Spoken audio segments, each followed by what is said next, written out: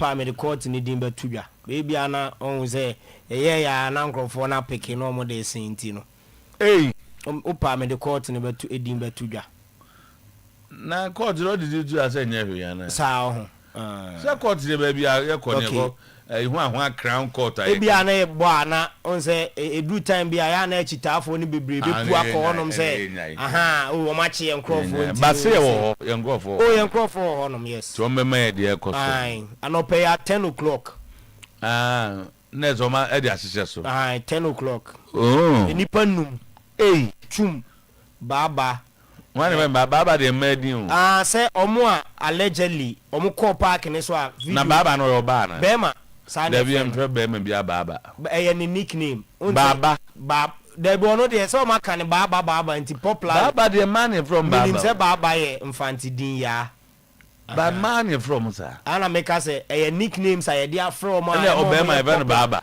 baba enya baba mu there be okay baba chum atongu osebo ena habib omuyenu yes omuyenu wow toko circles mpanyimfo no adadafo ne munufo ni bika omo ho omuta omachi me sure say IMC members be kone because ye free case no central no IMC chairman edi achebi nana kontompo ni afere hin odi ache tine DCOP nje don be gina da kam ni abom charge o set president bi ato be deter other fans no say ye bo game a oni ho kwan kra say ina perimeter no rem na akodi bone ho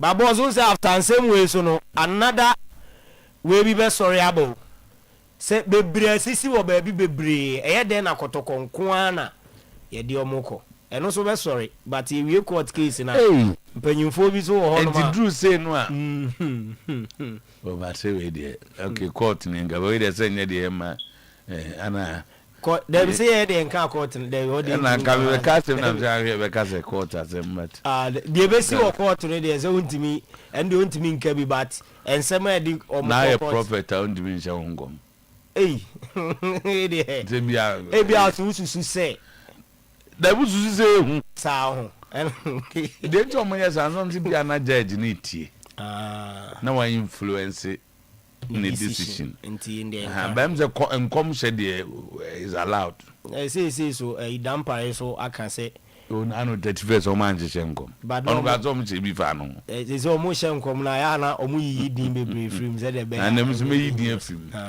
me she enkom enti no okay so if there are interesting league matches today our Ghana Premier League no na the dikan ano shipa baako ebeko so ewotakwa yes Midiema ene Accra Hearts of Folk na Midiema ekolusu wo Samatex yes omani abrepa omsi league say omunya omtimeje Hearts of Folk so engofo keka omhonsem se watara tatis ni ache no oba na anu ya boys na ache na tatis no but boys unim say interestingly teams na be share no obi last 2 games of Premier League omo lose o he has Midiema Midiema lose to Accra Lions away and lose to Samatex away and has is lose to Samatex and obe lose to BBN Gold Stars okay another interesting one league leaders Samatex and so be two kwan any Legon cities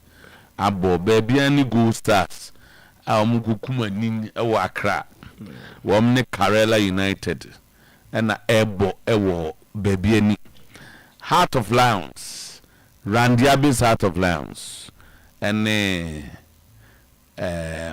Accra Lions 2 Lions and the Pando Lions and Accra Lions versus Lions which of the 2 Lions is na ebese the disciplinary committee of the GFA almost have fined kotoko 10,000 cedis to 100 million following their misconduct against Nations FC and we are no sa match na ho asem na chum and then nkrofo gina ho court no yes the club was found guilty of inappropriate behavior on the part of their supporters according to the GFA prosecutor and the keka again.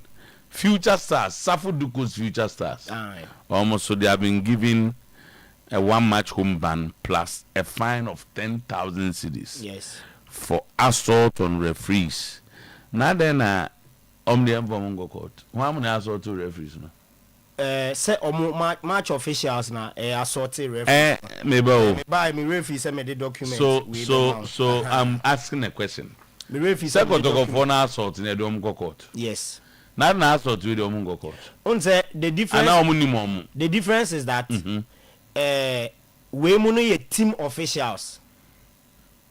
Assault on referees in future stars there no. A team officials. So what is the difference? So we mo there unso officials ne there omo GF imrano they are bound by GF imrano but supporters ne there ne nkan ho. Supporters ye bibia team no na suffer the consequences. Pacho what I say? Me that I say. Antina say the same assault you. Aye. Wo ne ugina we. Solomon Carter. Yeah. That's an friend. Aye. Udin pa na say Carter ne ogo wi abeshim. Aye. Solomon Otuo. Aye, yeshim. They see a ugina we only officials of future stars. David. We a supporter. To should referee na suma do work court. Yes. But it's na your official pay. Utimiti referee na yasi. And GF in a be handle. What kind of law is it? Because emrana e dey bo football no. Officials are omo teams ni mu nyina no e hye GF emrana say. But supporters. Na say emrana nyina so she Ghana emrana say. I she Ghana emrana. So what I'm saying is that Entina make us say on say GF ni today. Me a supporter of a football club. Yeah. Na say me bull referee the idea wo won e dey make court. I know a police for asem. Okay. Yes. Bambe club ne chairman. Nam the second twa referee ni tia. AGF in asem. Until say enyam papa. Oh, say bia na. But you see, also kazem rebi yes GF in a charge ni da ko a no argument. But once they are bringing in assaults and courts. Yeah. It doesn't matter who you are. Ghana mran ye dey adwuma. Well then I was say GF mran se Ghana mran ase. And I was say GF amendi omumra no ni etimi dey support. No, I'm not talking about GF. I'm talking about emra ye dey obi court. And ye Ghana mran na supreme. E was so chen mra bi o Ghana. Yeah. Enti say ene so koye bobi bonu bu nipa tietia na se na kunu a. GF mran ti we official a on court. And there's a GF ni di mi say o say do kokota. Enyo na be di mi o. Say na make us on say emra kuni ni wo ho. E na emra na sa ma ho kwan say institutions nso betimi aye omumra. They will kind. Me susu say enya sanity. E book mu de ana. Enya sanity. Me susu ye no say ne Oko Stadium na chairman of that football club or the ade board referee ni team ne paya. Yeah. See the all supporter and be court there. I was the chairman of the neko. Okay, ebi awaka ni say no ombe so na. And omu so na mra we dey enya mra. Me buy me referee say me the document we be ma. Omu was 6 officials omu so yamo. And this kotoko 4 supporters ne court as our officials also omu so court. Lady Adonko. E ba ni sa so any coaches ne once you have committed a criminal offense. Senka Samuel Boadu. Once Samuel Boadu dey any so assault on referees. When they say verbal verbal assault. It comes away physical assault. They are kotoko yeah no mujina court. And need the future stars for a difference in. Omo dey any create who because we near assault.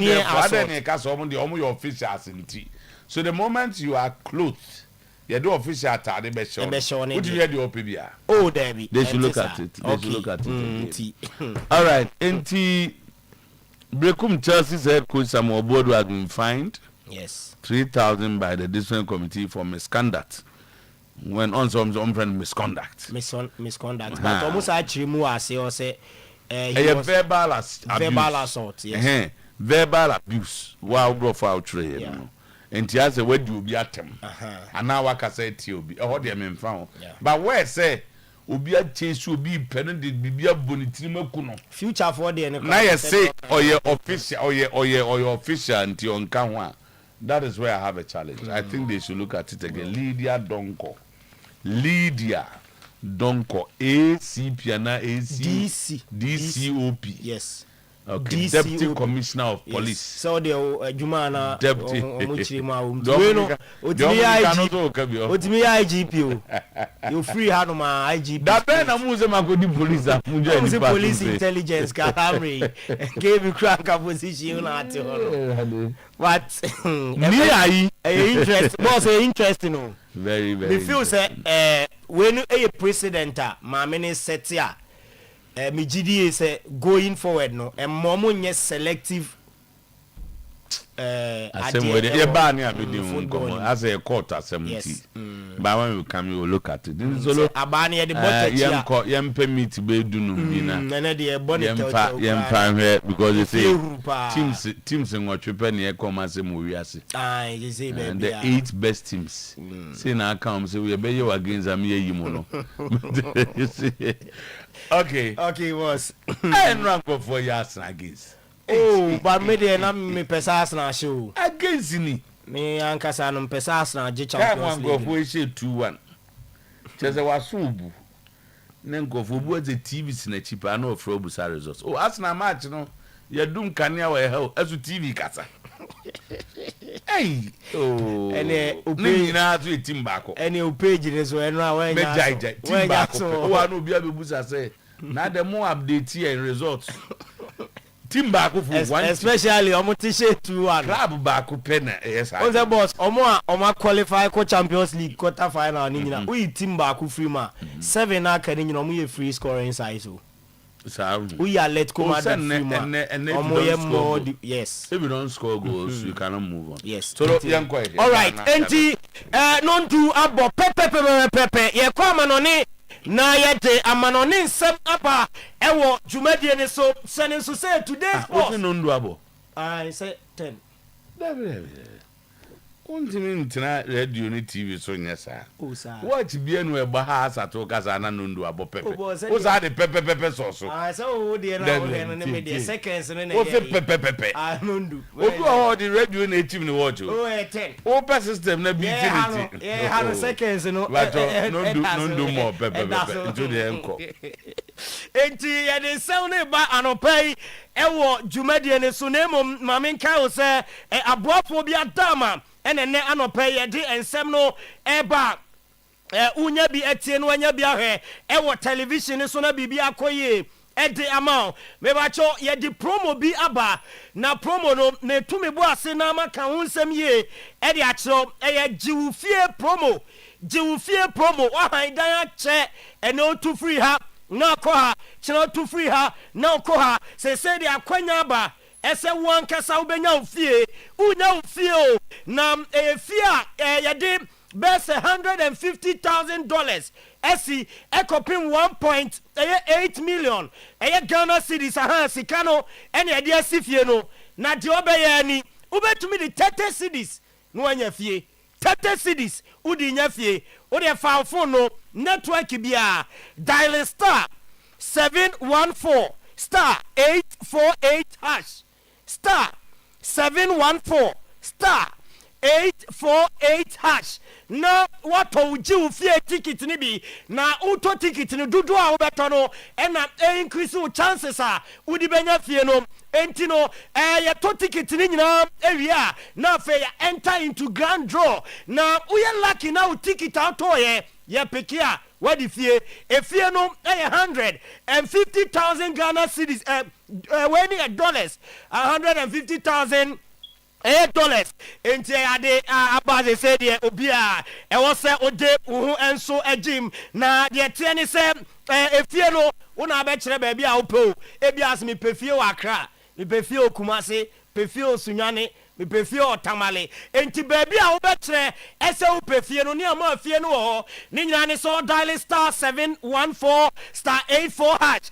na ya te 30 Ghana cedis pe ewo ticket bi a obeto oye lucky ni epeke o ticket a udi fie na bibia koye eche amount enchemu aka bia no frame number way na je eka ho 0538 611 417 0538 611 417 Jumadi Mebacho advert we no National Lottery Authority ajatum tiwenya frakadamo janiwa enele no ajatum say mo dero na bibia enso enye kama ewo ho Ajimambedu sister mackerel enso say anopay or the sunflower cooking oil ni bi abedwama so wo tobi na odi ano uni ani nyina na odi no aduane amasa amaduane ne ye je afa mackerel in tomato sauce afa your sister sardines enso ho wajiane no tasty na delicious and so the account at the amount on fresh 244 361 919 0244 361 919 now name Ajimambedu sister Marco action come high sense air conditions UGB akofie ho se wie mo yehye e wo so bonyunu e wo dem ho na ho toba edu ba bia unim se wa so fan yesi so still na show Donald ade ehu wen fatao krache maza if you on me also ma hoye kama said e be ya odi ahoho ko a wo mani beje e ho wo kwaje 1.5 horsepower 2.0 2.5 and afa 4.5 you was split any floor standing models no ebi o ho nyina high sense and ejema uko showrooms ni nyina ya to apete e wo Ghana mamu a enkra bi wo kuma se takrade takwaman kasim obuasi sunyane tachiman tamale hohoi any koforidia ukwa high sense and your money be mature air condition titru na niam akoye enso to me adamawa eno eje eba betema mu ewo tumade ni so na mechina so de makwa manone na medi amanone nsam no area tutwa adama mu me se susu biem enra wa brother Leandro Trossard ani Bukayo Saka eshemienu na Hurricane any Sentinabri eboa ama baemu ni Kenya draw ewo Emirates Stadium Sasuna ewo Santiago Bernabeu Madrid eshemiensa through Federico Valverde any Rodrigo any eya Brantia ni din eti Ruben Dias ni on goal or say no na Man City so eshemiensa eya through Brantia ni din eti Bernardo Silva Josco Vardiol and a Phil Foden womunya 3 goals ama game no apai 3-3 na SMP and a free games ahodo imu eba na ye hunsem eba nemom born again for Ellen Haaland and phone to a screen so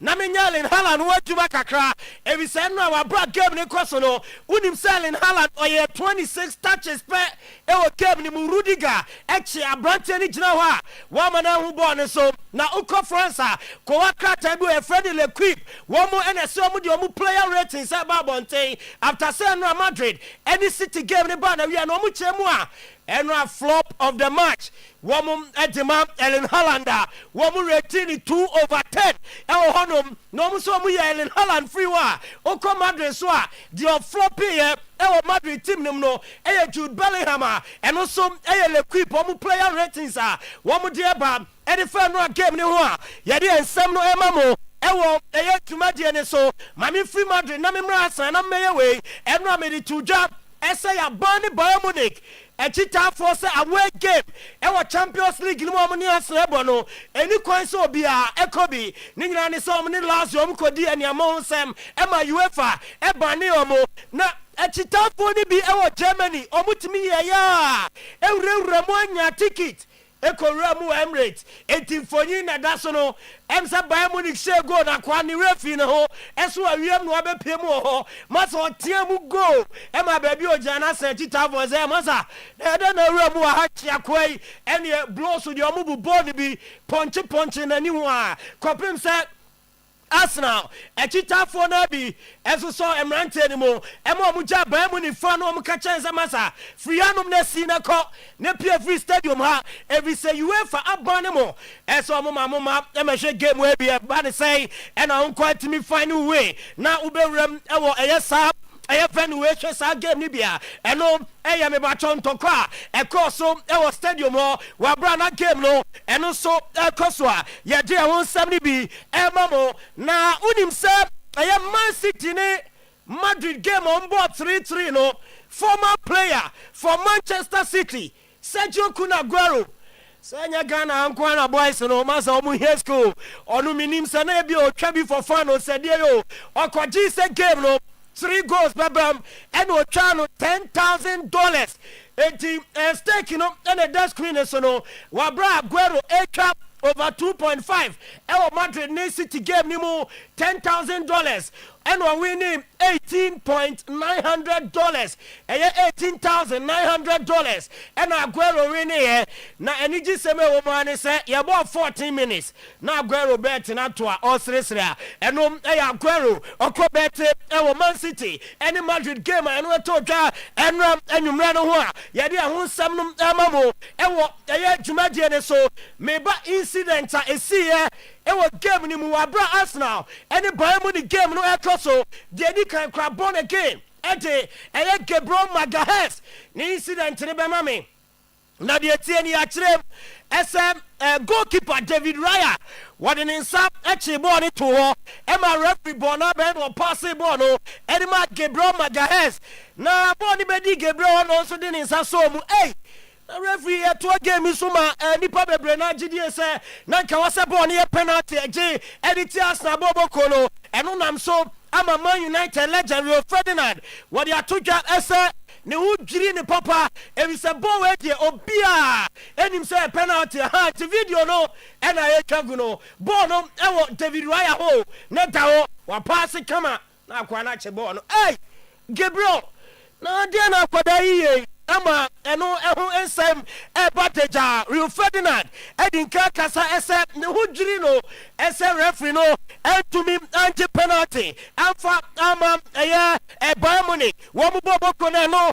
ene ensema efi wo eba yetim ama mu ewo tumadie ne so wo sansem no ho ena Thomas Tuchel what pile papa now after game no Thomas Tuchel ekasaye ni nyina efa referee ojina enra game ni mo aye Fred Nieberg of Sweden and a Tuchel di to just say referee no enra na oni courage oni akukodru or the better take bold decisions e can be and a sub baller Gabriel Magalhaes no one penalty and from Bayern Munich kote and some Thomas Tuchel and the two drop FA referees no. Well, it was tough work. It was a tough game against a very strong opponent, against fantastic crowd today. Like atmosphere was for the home team, so we stepped up after being 1-0 down. This was a very good reaction and in general very good team effort. We had the chance to score the third goal and hit the post with Kingsley Coman, and I think the referee did not have the courage today to give a deserved penalty in a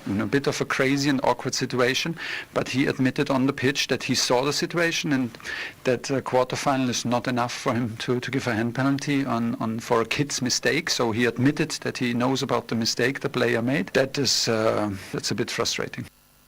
Enti Thomas Tuchel na say referee na jetumo eso hu incident no na momo gidie say a kid's mistake and kwada mistake enti ontimi nje e Champions League top line away mu e quarter final anti o say disappointing edema ono Thomas Tuchel wabra referee no entumi anje sa incident no another incident Bukayo Saka late in the game.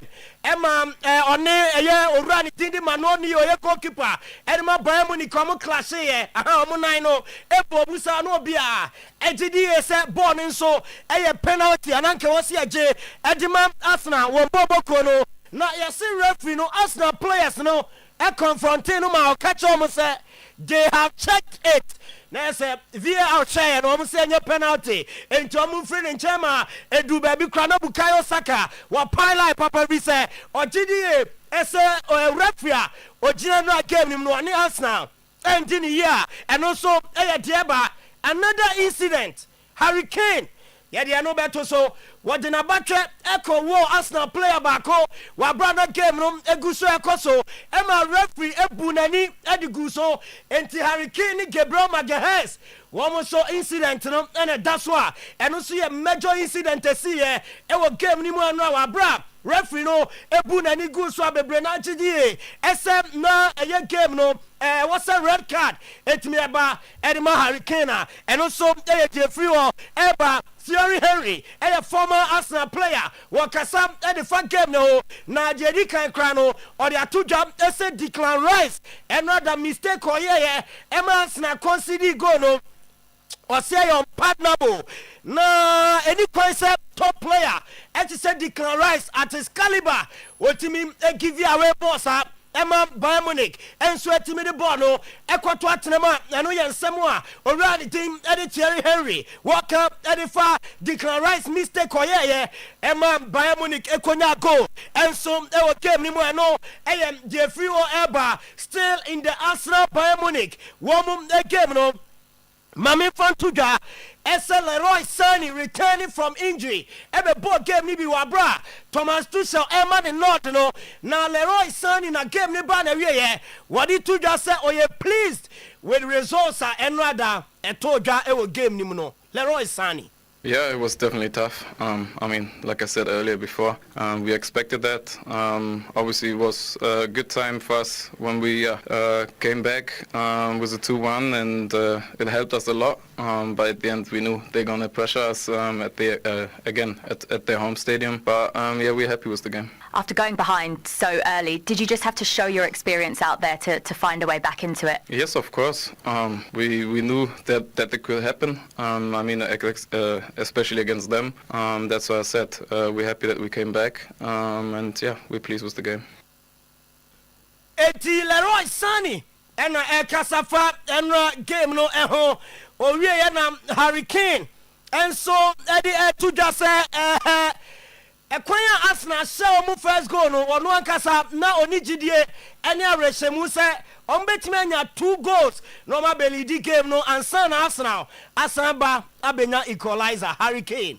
Yeah, it was strange if I'm honest. I think, of course, I didn't expect to be back here so quick into my Munich career. But yeah, look, it was a good occasion. It was a tough game. We knew Arsenal obviously have a lot of quality, especially here in their home. So we had to dig deep at times. But overall, you know, it's been a good experience to come back. A good game, a tough game, and now all to play for next week in Munich. You talk about a good experience. You like scoring against Arsenal. It's now 15 goals in 20 appearances. What is it about scoring against this side? I don't know. I kick quite a lot of penalties against Arsenal, especially here at the Emirates. So they kind of hand the opportunities to me. But no, I enjoy these games. Obviously for Tottenham, they were the big games, the London derby. So I spent many games here. I've had some good results, but not some bad results as well. So yeah, I enjoy big games, and obviously this is a quarter-final. It doesn't matter if it's Arsenal or whoever. It was a big game, and I'm glad I helped the team today.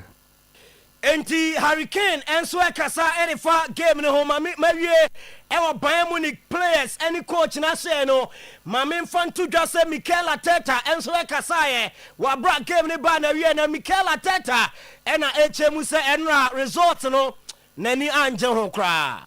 Well, I wasn't happy if the game would have ended up, especially in the first moments when we had total dominance of the match. We scored the first goal, and we had the moment with Ben White when he's in front of Neuer to put it to 2-0, and then the tide changes completely. Then, yeah, without giving away anything, we give them 2 goals against a team that in open space they have unbelievable quality to punish you. They have done, and after that, I think that we have to be really focused not to give the game away, and I think we've done it, and the subs made a huge impact again to keep us on the. Enough of Arsenal and Bayern Munich stories no ewo game and no etumi eba so no Mamenko Madrid asua free say almost and City ebo 3-3 ewo Sao Paulo certain result anymore na Alejandro Del Piero former Italy one player afei oye Juventus legend na Del Piero ena ekasa edi for Madrid any City game no ena Del Piero edi to just ena game no one of the greatest games at UEFA Champions League ya witness here e so see intense ese teams mienu ebesha 3-3 ewo 90 minutes na obia ebo good football and so ewo honoma eno Del Piero nsemo wode tuja na no ada wabra game no eba na wiye no mame fan tuja se Carlo Ancelotti ekasaye edifa game no na Madrid manager no ensempi ena odi tuja de kan o se na a fantastic game and now Omunya na Man City a good opponent womu esiomo ewo Benabao. Energy in the game press forward, and we were able to equalize and score again. And after that, I think after 60 minutes, when we lost a little bit of energy, where we were not able to put strong pressure in front, we had more problem. But we were able to come back in the game. Also, we were 3-2 down. And after Sir Carlo Ancelotti, Ekasa, EDF game no Pep Guardiola, and so in some kakra etuja na ose enra performance na nya the best when you free the boys no officer first half na bibia ekoye edimomo until certain around eba edima Madrid no na second half ne de ono Pep Guardiola nani anje ho. Phil was not involved in the game. The first half, we didn't find him. I think he was not one of the best performers, but he has this spark, this incredible talent to score goals, to create something. So this is the truth. Have any idea how Foden is in terms of his injury? It's a knock. I think it's not. He was grumpy with me why I make a substitution, so that means he's okay. Guardiola ekasana odi etudwa se Phil Foden enra want me anwe game no pry edi free mu na ni inji no enye serious said ye hu no eno ye nsem ora na di tudwa enwumre games mienu eba so e wo Champions League ni mu Atletico Madrid etna Estadio Titaves Metropolitano e Madrid omni Dortmund edi bo ni Sasuna Barcelona etwa Paris Saint-Germain e wo Parc du Prince na omu game no eno so etumi atodwa na nroda wabra eye pasa any PSG game ne beba so yi eya na omu odina bia eye executives of both clubs omu hia ejiji no omu di nkomo kakra eni adeade yesi basa mpanyimfo Kotna was a trainer, Sel Kalafi, and so Beba no Madidi, so Ranama, Amania, or Simasa, game no everybody, any bro, Nyafenia de Baya Didier, and no more, and no, and a Sel Kalafi, was no babe, Barcelona, one more officials were Brenra, 120 MPM. Ewo esa dina no ase na unim Osman Dembele edi tuja se ene game eba so against PSG no ebe a great match wo Bricrona Munasavi Hernandez and so kasam ese game no ebe fantastic but difficult enti Zavic emwa se uni PSG kobo abribia no eya na den but eye game a ebe dem and so ewo ho a enom eho ensem no Jamie Carragher and I did to just say no bra eye games me no we koso na nkofo wu di ombehe no one day or catch UEFA SM ran no say san time no edu ba bia big games iba wo mo fa bia mra ni mu no mo fa bi nko akire eno na beboa ama Champions League no eno emu ayeda eye nsemo a Jamie Carragher wode to dwa branding ti ejina no so na yede amarone nsam na si today's sports jumade no so Clementino the darling boy to aso ede amamu so ta ede abedru exactly 10:20 still today's sports legend Sometymer Otuo-Acheampong adwom ede amount mimi gibret yawa na maka Pepsodent cavity fighter ho dance de atro power specialist herbal hospital na madoko Franco Trading Enterprise. Quick credit, your copesi cabinet business name. International Mama Abbey Herbal Clinic. Na Mama Rockstars Roofing. Teacher me na Minyaneto. Na legendary Emra Emetna Simfamau. Eya wawota unti glorious birthday. Enko Enfama Kwabena Banahine. Ewo United Kingdom. Wey Efree Queen. Nanaba Beatrice. Watetema community 25 ofiansi no wasu kwabena unim so do na uwiase nyina eno enti kwabena hwehunsu ye as you are celebrating your birthday today. Happy birthday goes to Kwabena Banahene United Kingdom. Yenyina so na ene anopai menka wo se Pepsodent cavity fighter toothpaste no bia na wunya nyusu bi da ene bomodin nafa akonya we na tobi na utobia obohu sampa so den ka dwetwe osimwi a wanum ye wo no wedie no different kra asesa na abema aduane kra so asai ayewode mfaso pi na wonya afiri mu ti na Ghana Dental Association at stamp no ade atim so bomodin a protect gam no protection kwan times 10 compared to nkrofo bi ede me kana sanso a na fei masaka wo se ewura wo sin konkonene ne mu a bomodin ayi no konkonene no ma otimu say yes wo se ase no mu ada hono na protect gam no kaka de wonne to nkwanta atuma pai Pepsodent de enu ne dada say deɛ ɛyɛ cavity fighter toothpaste ɛne ɛde abrɛwoɔ ahoɔden no ɛyɛ soronko koraa ɛno nti mu a mopɛ 175 big family pack no ebi wɔ hɔ 120 ajakwa pack 65 deɛ no wɔ hɔ na ne sachet one which is 12 no ɛno nso ɛwɔ hɔ ɛno mo hyɛ no nso sɛ baabi a bɔbɔ wura bia no kae sɛ every smile matters free toll line yɛ 0800 200030 na kyerɛ sɛ wafrɛ Pepsodent cavity fighter toothpaste na wakoto bi akɔtɔn ame atɔ ne ntam so na osika no ankɔ kakam mede wo kɔfɛ yi ase Lake Busumtwi Road Jasper filling station nie na kyerɛ sɛ power specialist herbal hospital anu nso nie edin ne yɛ maame akoso aduo ya owaduro bruta tina meka wo sɛ hepatitis B no obi sa ewie pa na kyerɛ sɛ waloko ɔno deɛ wa graduate from hepatitis B A B C D and E no atu ase kude adi amaw wo to ase twetwon sciatic pains no wo fili papa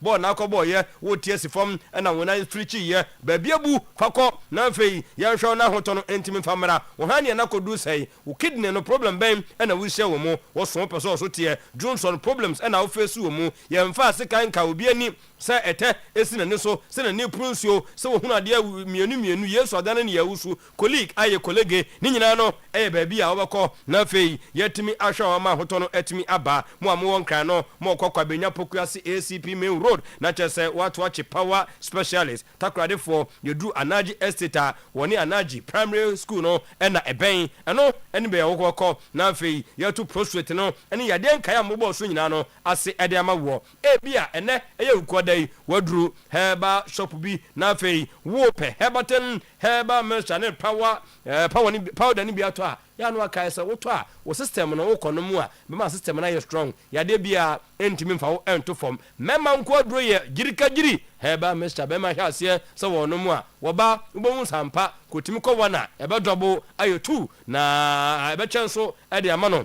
ama wankasa no wadu peak no ɛyɛ girikagiri herbal mixture no ne ne mema ne hia aduro ya herbal malasen medicine so de yede 2 or 3 de no ase na afei honam nyina ya wo ya no wo de atu ase kofke wa mo bɔ wa efrim kokoso mongope bi aduro ya herbal tonic ɛno nso yɛ aduane aba na osimi ntimi ni timi ko blue kiosk yenya blue kiosk no na yɛnkɔpɛ ne herbal tonic ne binom na ɛmoa manyema enye yie yɛ ko misi herbal Apidank, Fedimens, Danny Herba, Sanso, and a Colinac, Angelos, Tabia Herba, Adia Pharmacy, Mediherb, Zongo Police Station, Ikoff, Dr. Mensa, number 0244 544422 0244 544422 na TNE Franco Enterprise and American Fu Eddie Amawo. Kɔfɔ hyɛ aseɛ so mo tɔ nyama pa ɛde afiri hɔ no ɛnyɛ nnɛ ɛno nti bɔmmɔden na bɔ anan sɛ ɔbɛkɔ Franco Nokia Samsung iPhones all type ebia no bɛnya bi ɛwɔ hɔ TV no ayɛ ketewa amankora no sesa no kakra na pɛ boyi ne bi bɔ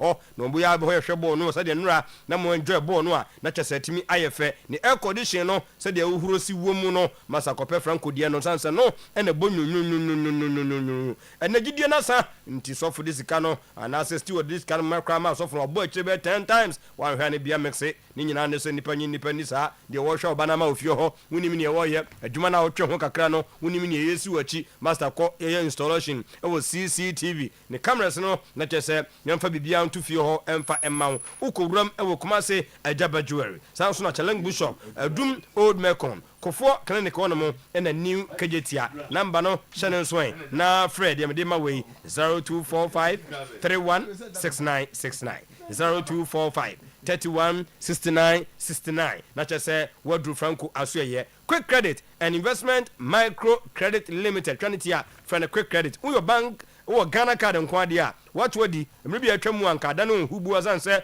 ukope bi na dia kodia ginamu ukope store bi ukope car bi and sa de nyina to atwam wo Ghana card ya what wadi kope startup loan emergency loan salary loan working capital ni existing business loan na chese fa ko tretre wadimam de makan hye kakra bi na edi we nso achi Bank of Ghana and amu tumi 0302 200 390 0596 920 33833 yadru abe Herbal Clinic e tana so patapa new site all the chronic diseases bomodem na fama no na afi one show senti amrofo no e fa international mama no ne seseke say ade na usuo so oba na ebeko no watu asie etwa no so ekọ hepatitis B, typhoid, menstrual problems wabo wana che pressure no ejina san e wo form e wo so a obetuma fira asase so anytime si che yare for no o baby kro amekotwa wonan a yenko abe Herbal Clinic Monday to Friday 7 to 5 p.m. tana so apatapa new side junction 0243 345 392 0243 345 392 na chese Dr. Hannah Etiabi etimi ahwo de legend ediba no eye Rocksters Roofing and I make come from the amawo your premium coated 55% alozinc no ho monso mo pe aluminium ni coated ne bi ho and an kwakwa ne aluminium plain sheet and also bi ho no mo ne price ne de e da form kama na ne quality ne so de yemisa ho asem enche ye papa your self lock IBL IDT tile sheet different colors and the thickness ne so de munim dada ye koye estimate ne de amawo a e free ye production no a my 3 to 5 working days ne production in neat na fe ya metal trousers roofing sheet ceiling joint POP cement no rosters roofing system ni nyina number ni be 0544 338 042 0544 338 042 and 0201 164 645 nti legend etwaso ede amamo. Okay, Tino. Boss. Oh, yes. Na say na hu no. So they are can Corinthiana. Onye against onye bias. On the same xenophobia. Mo game na me na me. NRA. Me hwe we ni mo kakra na me sa ya kwanya so e be hwe we no. Ya come more respect do. Yes, but ya tete sem no back kakra. Say somebody say respect. They say si gozo he o mo a boy o mo nche da nim bossa ba se de yesu edino nti o mo di no ye be hwe de be si ho lo ga ko kan futu ni ahwe mo betumi ahwe city so kaga krevi ka o mo nya de o mo pe mo so gina yi we kura se ba on se mad no o mo fa ba bi o mo bo no hu da bi ho no na ya na mali ya ba de o mo ye o stadium ho no akata so so munya kata so no ana mo ya kata so we nyina china say na edi ana mo ko ba bia yen kata so a dele besie be interesting obisu bu say on say sitting na no kra wan share ikra no be share forward ti ade no nti say no obeshe 3 wo benabawa ba na emfa hu say at that stage no Madrid mo no it depends on the day. Yes na penalty o mo kan wazem say Arsenal ko che ball no wahu mahun business everything nkola bobo an e just penalty no o sa and na show am o say Champions League at this stage. Wow. Yeah, ko give keeper obi tibo atu ya mo say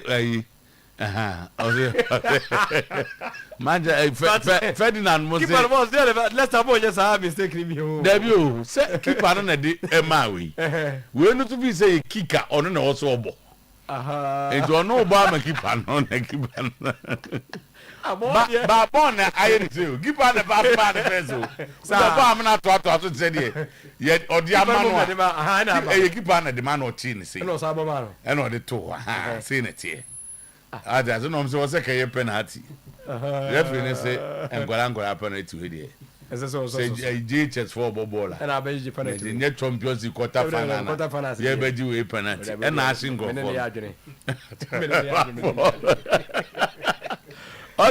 yeah for Champions League ni pe church ya say mo ti we penalty na wo there e dey effort na o putu ya di any penalty ma o sabe na say boss sabe ko na say bon me unza boy no na ye ohwe akakra no ya akakra na sanete babo ya nye headline ti man you force ki any we penalty ti Arsenal Ferdinand Akambi but you attempted to agree with you see any oh yeah you attempted to agree with the referee now we keep a ball am obi so nchina e almost kick they will not intentionally kick the ball say will be chine say don't say they will can and we no fit say keep on the man on no more from that angle nti who so why o chi no the two line so or the to line so clearly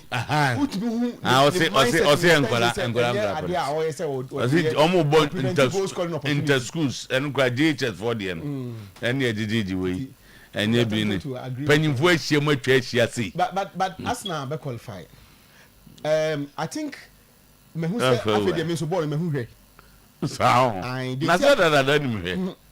because who make a statement BCCA yes say at a point in as I make catch say Arsenal seem to be showing too much respect because at a point I think our coach also had few mistakes with selection from the beginning. Yes, because me first say if you are going to attack Bayern, they usually don't play from the wing and omo bobo so in Liverpool but Kiwo go Kiwo is a defender but kwa attack here. One, you don't attack, you don't use Kiwo, you use Zinchenko. But say Zinchenko started. Obai Kra later. Obai Kra. Okay. 2. Martinelli form no. Nancy wa unim sa asem aba ho kakra. Enti match sa hye Nancy nya start o Gabriel Jesus on the left. Yeah. But this time no o drop no and I will fire. Martinelli. Bayern's why home center backs na omo more flair no be. And why Arsenal go on the take na Jesus dribble them. Crowd do and enye kai and also on Diamond me from that Arsenal I know you put a Gabriel Jesus there. Yeah. Na but at the Alliance Arena, it's always a different game. Yes, there's one thing. Almost said more. Uncle shows our respect. Almost said they put fear. The whom be shown. To here, more mental toughness. Yes, sir. And yet, it's ready. City.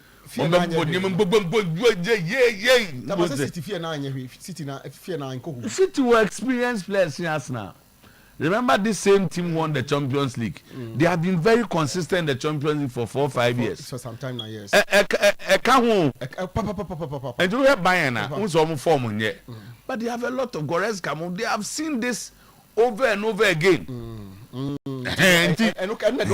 But so the Martinelli Muafi no mbebo we be any idea on the Jesus mobile you saw say they have been here before. Experience can do football. Yeah, because Pay Gabriel no working. Only Saliba nyina omo posa. Yeah, you could see. Omo nuru habi da.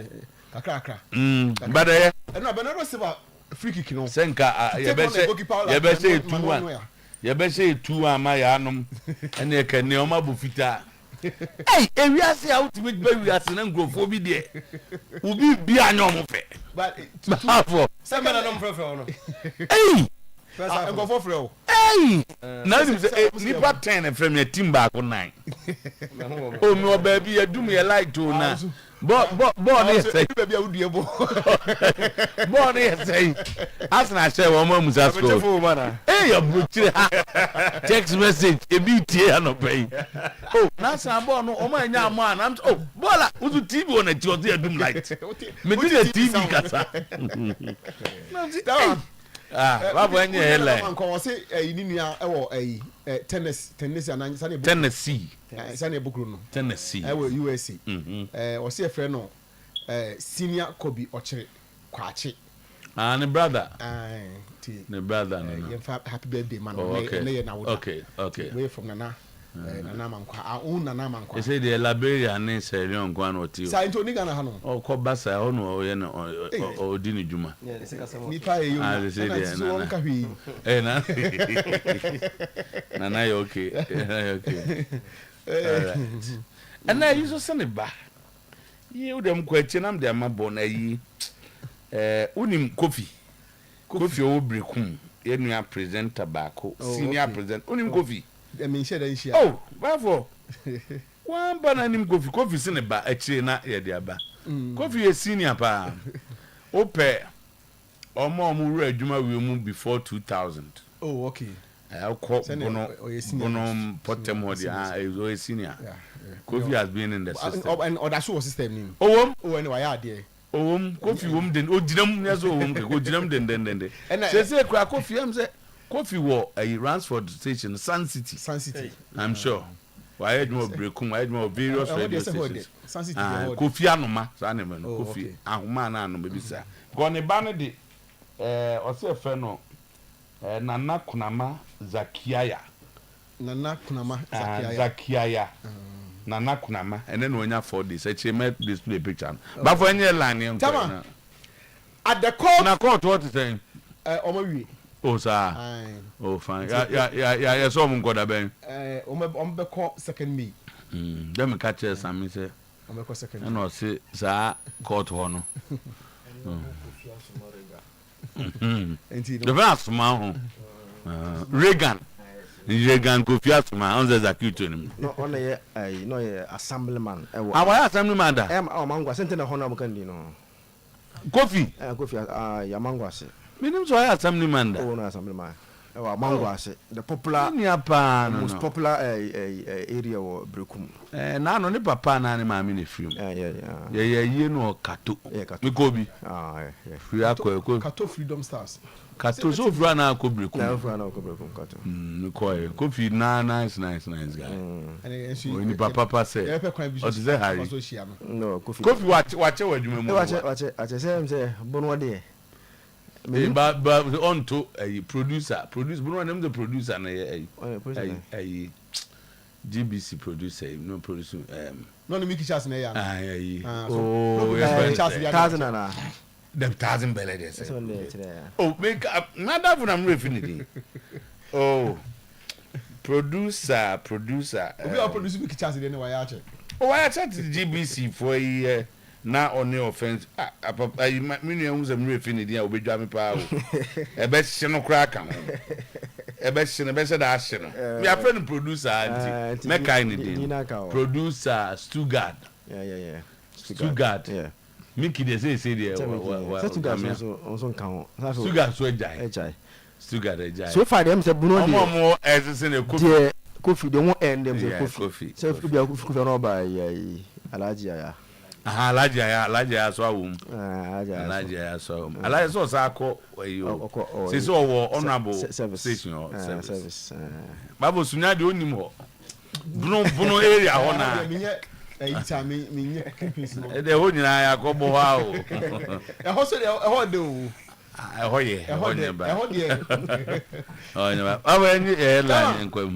At the court, defending irate Kotoko supporters, his Future Stars FC has been banned 1 home match. 6 officials banned for 6 matches. Fine 16,000 Ghana cedis. Lawyer Safuduku in a double agony. Crime case we all know. Just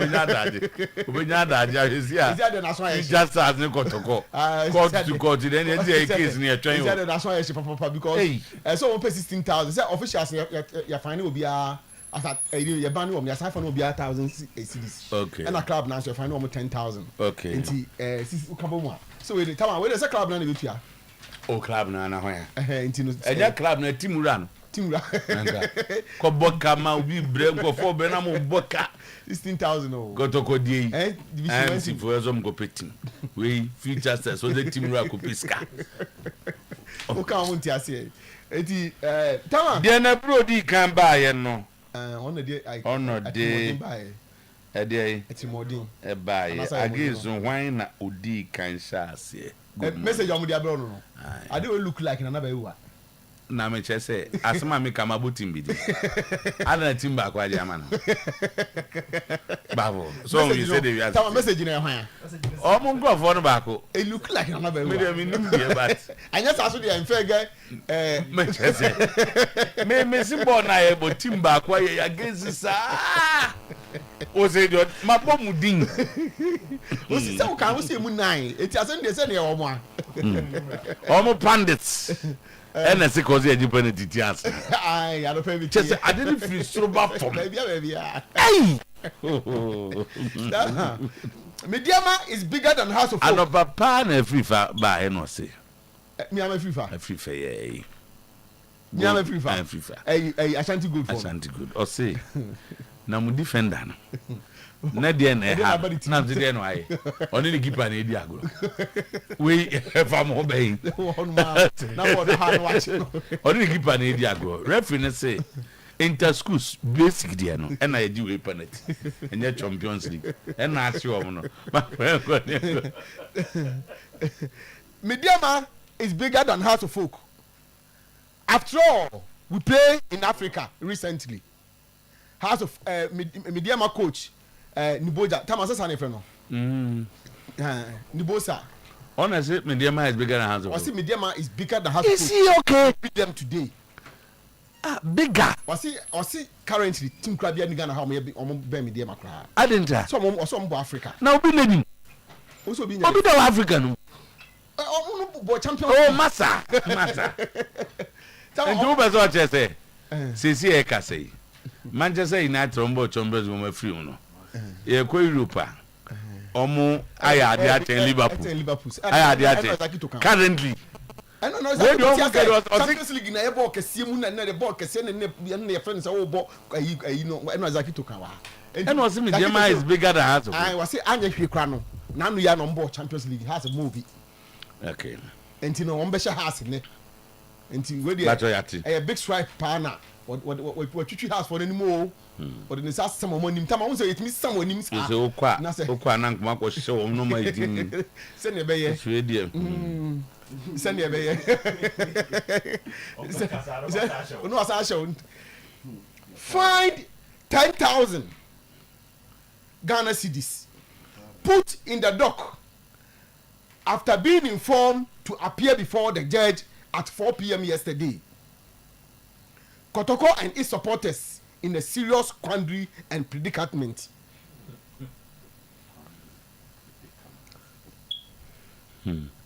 Every day, headline obre won chain. Other stories no. This na ni Google ni ade bamu. Quandary and predicament. Hey. That one 4 p.m. na your friend almost say they have to appear. I'm call we ni bi. Omo she no no frɛ omo. Na 4 p.m. Any frɛ omo. Any from say na so on back out. Okay. Na tama eno na asenkofo raise issues with this kakra. The same. Say can normally court there ka see the for your investigation we are. Na say omo the case normal prosecutor. Court no I say 1 week. Na you inform say bia date say you know you have to come to court. But we there enra 4 p.m. adechi na no panamom na court. And no ko na no papa ya free case no among the first cases I free ama ya and man for say the using protocol as the example to curb crowd violence no man for ni abrepa. So how much charges no? Yes 5. Number 1 here, conspiracy to commit crime. Conspiracy. Kotoko conspired. There be omo kotoko nyina daka mo. Supporters no conspire. Nipa num no. They conspire among themselves. Conspiracy to commit crime. Okay, number 1. Assault on James Taylor, referee. Okay, 2. Assault on Kwesi Oyerepa, line 1. 4. Assault on Roland Adair, line 2. 5. Assault on Hasim Yakubu, 4th official. Charges a no. Madam for now, Otihi and the man can answer. Yeah, police in now. Na so no be anyway. Na Atiwia no and dem na Atiwia obi je bo bi charge. Ta one video la na. Dem so on na Atiwia. On Atiwia. We there charge dia bomb no. Say conspiracy to commit crime and assault on 1 2 3 4 5 officials. 4 referee line 1 line 2 and 4. 5 charges. 5 charges. And you the boss say ya. You the boss say ya. Also no lawyer 42 free home. What I say? What's a multi puka mo anye. And but one more some way and she also prove it. Some way. Some more video. And I make can say so say I assaulted James Taylor. Your video should show that I indeed assaulted James Taylor. so what I say ha nti ni nyina o say nipa baako ene e bom charge say ya obia play a different baako individual bia won de o so what I say individual bia nipa baako bia won de as who treat no on individual say no say court yakobia adwuma semunti enti e dem kwa se bia etie ne de kwa ye boy charge ne bom ba lawyer no wo be defend wo lawyer be kan radio be ka obed de obia de nti obi wo ho be film obi wo mu ntimi film ebe so obi we de abom yi obi wo ha video no kra be na film obi wo so video no de kwa se video ha so we ntimi improve sa ampa yamanzi e fra wo twuma o se etimi do alert no o so etimi prove say indeed ampa twuma assault the following people nti fina mati de wo kana say sa 5 no ebetima akoba ne say nipa ba ko assault omu nyina together at go and say there be obia nipa ba ko odin wo mu bia no who assault one of them was no say charge no bo nyina nti it is believed on said what the lawyers do ne say so kafra bibiri sa otete no hu bia ka bi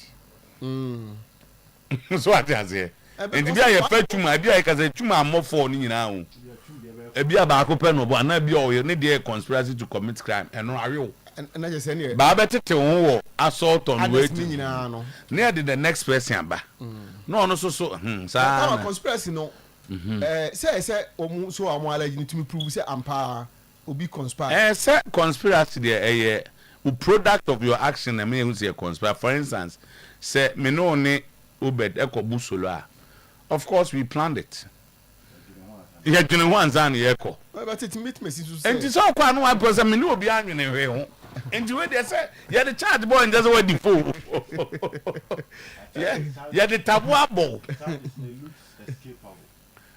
lawyer obed na ka say me call law careful timi oh na say the boy we dey obi timi chira na do sir I say about charge we okay is it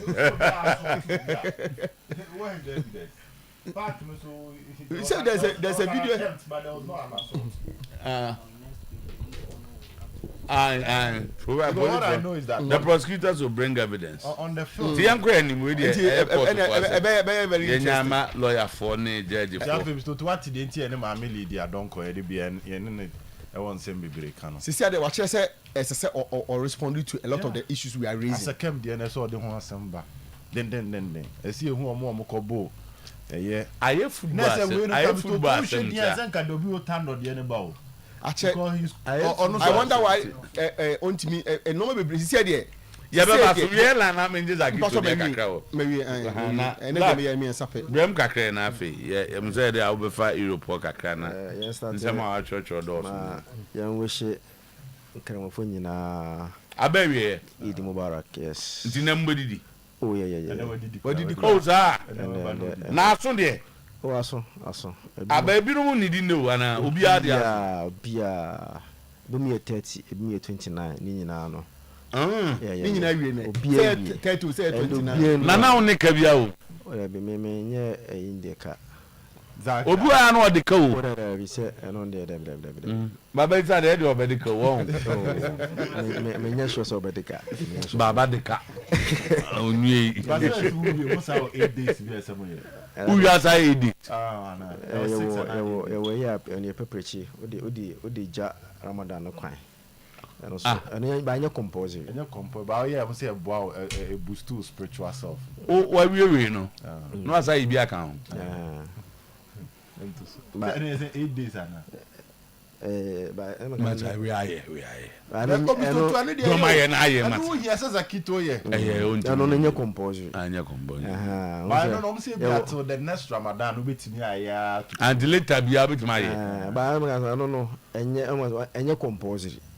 I don't know. I see see anya compose. I know where we watch a movie. Anya compose. Aje abo watch bi aro pe. Anya compose. I know there. Ba me agbe 2 weeks account. Me pesa ani ano. That young boy na fe why ade. Ye bo nkramofo nyina ba. So me dem aka say ade ba ko bi ye pa so bad. It was a bonabaso. Fasting. I come to the Jabete. Yeah, what them hey. So said the over Nancy. Pass it. Do the lights. Ogas on yet. Nothing back on yes. Ogas on yet fasting. 1 week on Timmy. 6 to 12. Debbie, the Omuyebi. Onion from way to Untimmy da. Say, Mr. 2 how many days? See, I said, my fasting. 7 days non stop. Oh, my from Sunday school, senior presby, no. Sunday school. My first fasting, quite a also called presby. She had presby offer for Montin, no crap, but you also class. Also, no pants, or no good. What's happened because me fasting there? Your commanding. The last time I had fasting, I say we I think fasting the Namia Semon to myself. I think last Thursday. Thursday. The come last Thursday. What you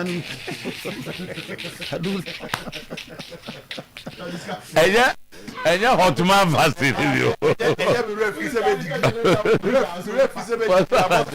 Like, you're going. Also tell timer for me. The Oyerepa Shia the Odi kind 90 from Nana Bewa. Mobiedi. I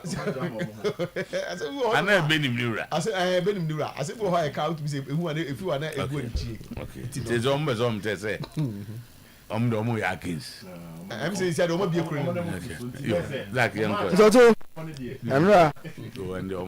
Classic quarterfinal game at the Banabao. I am ready in classic. We say, me never baby.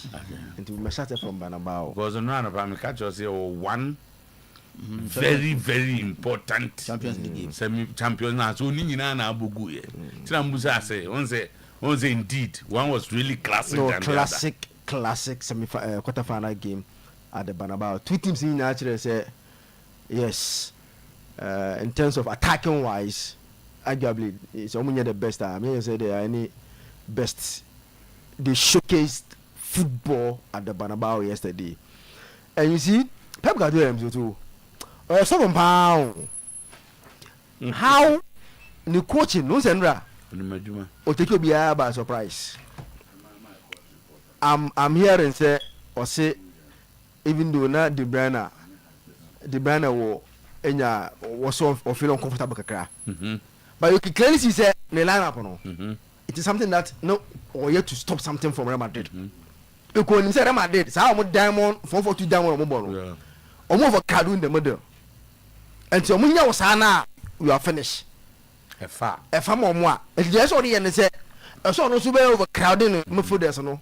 A Jana Mudwo dear, young Guno. But for we Man City, because Omutu control gains more than any other team, you know, they'll be in the game because Omo control bonus Real Madrid. But I know Pep Guardiola say at the Banabao English media because busy after game, no. On could be saying about choir game and say you are English. Park I say no umba experience what happens at the Banabao. On the Champions League night of Banabao and this is a Premier League. And this is why experience be there, you understand how Banabao is. And then Real Madrid, even though do baby City taking game no control be after Real Madrid just can go no. Choir City dominating game no. A team be anka City be real. But omitimi ewo game ni mwa till say at least City yard the equalizer third goal no buy once again Real Madrid etimi bounce back me 3-3 draw. Problem no say Real Madrid no win the game with third order. Edusha City after game no money at pa. They were celebrating that 3-3 draw because omoni say based on omoni Real Madrid recent meetings then they see Etihad on this is a very good score line for them. Or the Ukofia in all goals now a bad game in Mumpono. Game goals no. Look at Bernardo Silva free kick no. Who say or share no initial of cross who. I know who say Judicial. Action one kakra. I say Kwanda let me go. Panya near them. Na share that Bosco Vatio go no share no. Look at Fedi Vavadi go now or the Tikamane 3 no. Anti F4 go. The goals there by game no must go games are see a fedo. And then teams in United say they are one of the best in Europe, and omumu biya no every stage we mo they are champions title no ebem bi omo pa. South two teams ni enu ni de omo chere no na chere say ba ku biya mi yi no free sa ntoko emu a they are the favorite for the trophy. Oh, I didn't know. Oh. Yeah, see it. Say born on the match ye do one dance here. And the money actually and it say born on boy any obi betime yi no ho free say to ko bia no trophy no your favorite so bet na kwakwaje until let's yama waba so for that good game almost selema e oba na ba o na enra at the Emirates a lucky Arsenal team had a draw against a struggling Bayern Munich team. But Arsenal were celebrating the draw at the Emirates. Fantastic description. Arsenal. How do you just oppose it? Baton, man,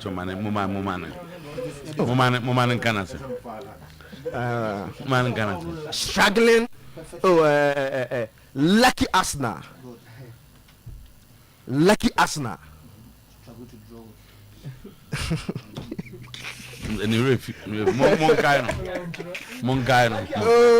Lucky Arsenal draw at home to struggling Bayern Munich team. Team all struggle. That makes Arsenal lucky. Lucky Arsenal celebrates a draw with struggling Bayern Munich. Correct. So English almost celebrated draw with struggling Bayern Munich. Who be that? So what say team pa Champions League na ubofi na nkofo Edinham e che no go mo 3-2 we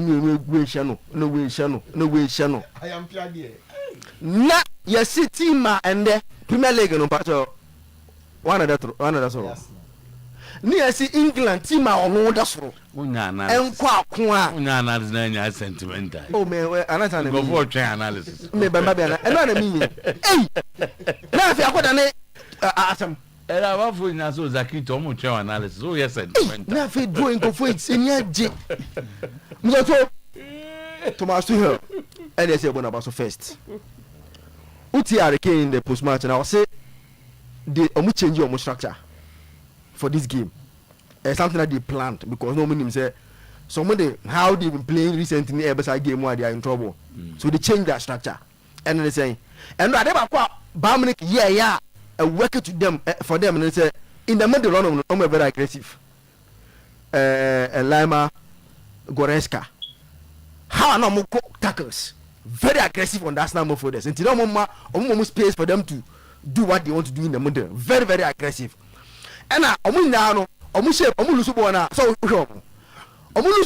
including Hurricane. First, what they do is that behind the ball first to settle. No more chance now for more than they will know how to do money. Nandra, Osha Bayern Munich for no. Say yes, Champions League no bono. Any league difference room. So you can be doing very well in the Premier League. But Champions League no dey. Okay, Sandra. Make us was say. Oh yeah, you can ready. And ready any again. Make us was say. All the enemy agene. Say Mibusa say Bamlik ni Porto. This is one about whom they pa. Upon all Bamlik are going to they are better than FC Porto.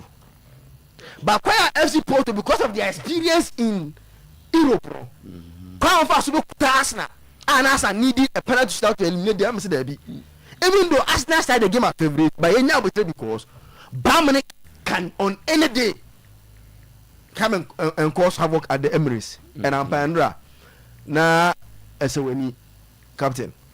No, be some former player. No, much say yes, they are well experienced side. Na Mr. Otuo referee no one ese bona baso pa na Arsenal for no did your in England person come to Europe Arsenal nearly because abowe Anthony Taylor one sa England referee for na omusi sinko fenga ko muji penalty ma Arsenal sinko for na shomunra Sakadia no any English referee would have cheated Bayern Munich yesterday. But that guy actually said Bayern Munich by England Nancy. But so yeah. Na me kai. Oh, Enra. You can latest one. Latest one Enra. Bamini has the latest one Bodra. Hey, Captain. Mr. Power, English if you be able to play the match now. Player hold the ball cool. Player the ball cool. Na won't say keep a air. No watch that. I do now go born now power name munimiraso behind me. Me tie dey say abeka nti twa nko. But that referee showed say at least my we actually know say the English referees are very bad referees. Because they be no jina. Out me say nobody am going as a saka and ko toss a penalty no. But are they okay penalty mu dey. I'm say born again ko sound no to so a. Born at the hole, captain. And a referee. Oh, you almost say, oh, no, oversee, and Cassano uncle, oh, yeah, say, young kicky born. A referee has on like, do I bet you English referees? It is the referee. I don't know what Ben said. Oh, what Ben said, Mumbo over kicking. I don't tell our master. No. Then, Raya, a passing born man. Give them again. Now, quite a boy. State age just running about 1 year just happened. Oh, because the game was 2-1.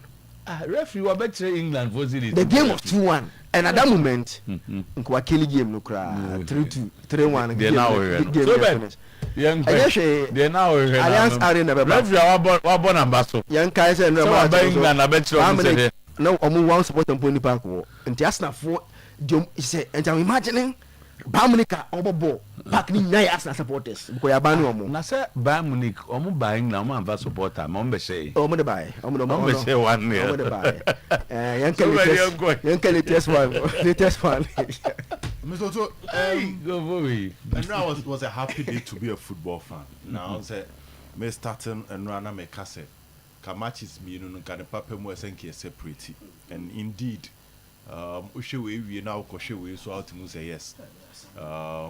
The game is nice. Everything about it, the atmosphere, the fan base, the tactical switches of managers, Tuchel, Arteta, Pep, Carlo Ancelotti, to say system say yeah, Juma, Mr. Otuo, obi sesani diem, and obi asesani diem.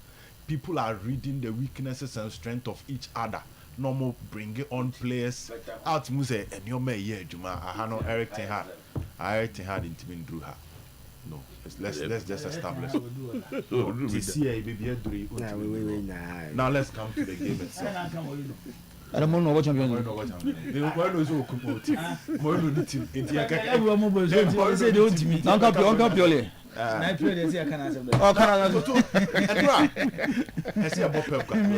Yes, in his last 3 visits to Santiago Bernabeu, to me, anything special be idea. But you have to admit, the City played without their main goalkeeper in Edison. They played without Kyle Walker. He had the right man to stop the runs and how tricky Abranti friend Vinicius Junior. There was no Kyle Walker. And now a starting game we saw City playing without Kevin De Bruyne. And now one player of Manchester City, Duduanan time Bonidim, but he gets the job done in Tanaki. So far, check it. Apart from the first season at City, they 40 million coffee free Bournemouth. I'll buy uncle, Then following 2 seasons, Tanaki is the man. And then no Sunni game. No. But clearly, Pep Guardiola she team ni pa. Emia Bonamaso. The inclusion of Kovacic, Abraham who line up now was a bit concerned. Kovacic, obetimi Jumanama, City ana. I was expecting Jeremy Doku, so no subenya chance at Statiama City. At least say obe isolate Fela Mendy, and now say obe isolate Abrante Kavaha from joining the attack. But then so folding operative for them. And now I make a year promise said folding I'm not sure pa. I'm a say what do attention could you not Haaland so now my Haaland 2 center backs. Now someone lock it up. He takes advantage of the spaces now. With 2 center backs need focus on Haaland, the spaces never down. Foden takes advantage of it. And now I should go no. So what should you go no say now?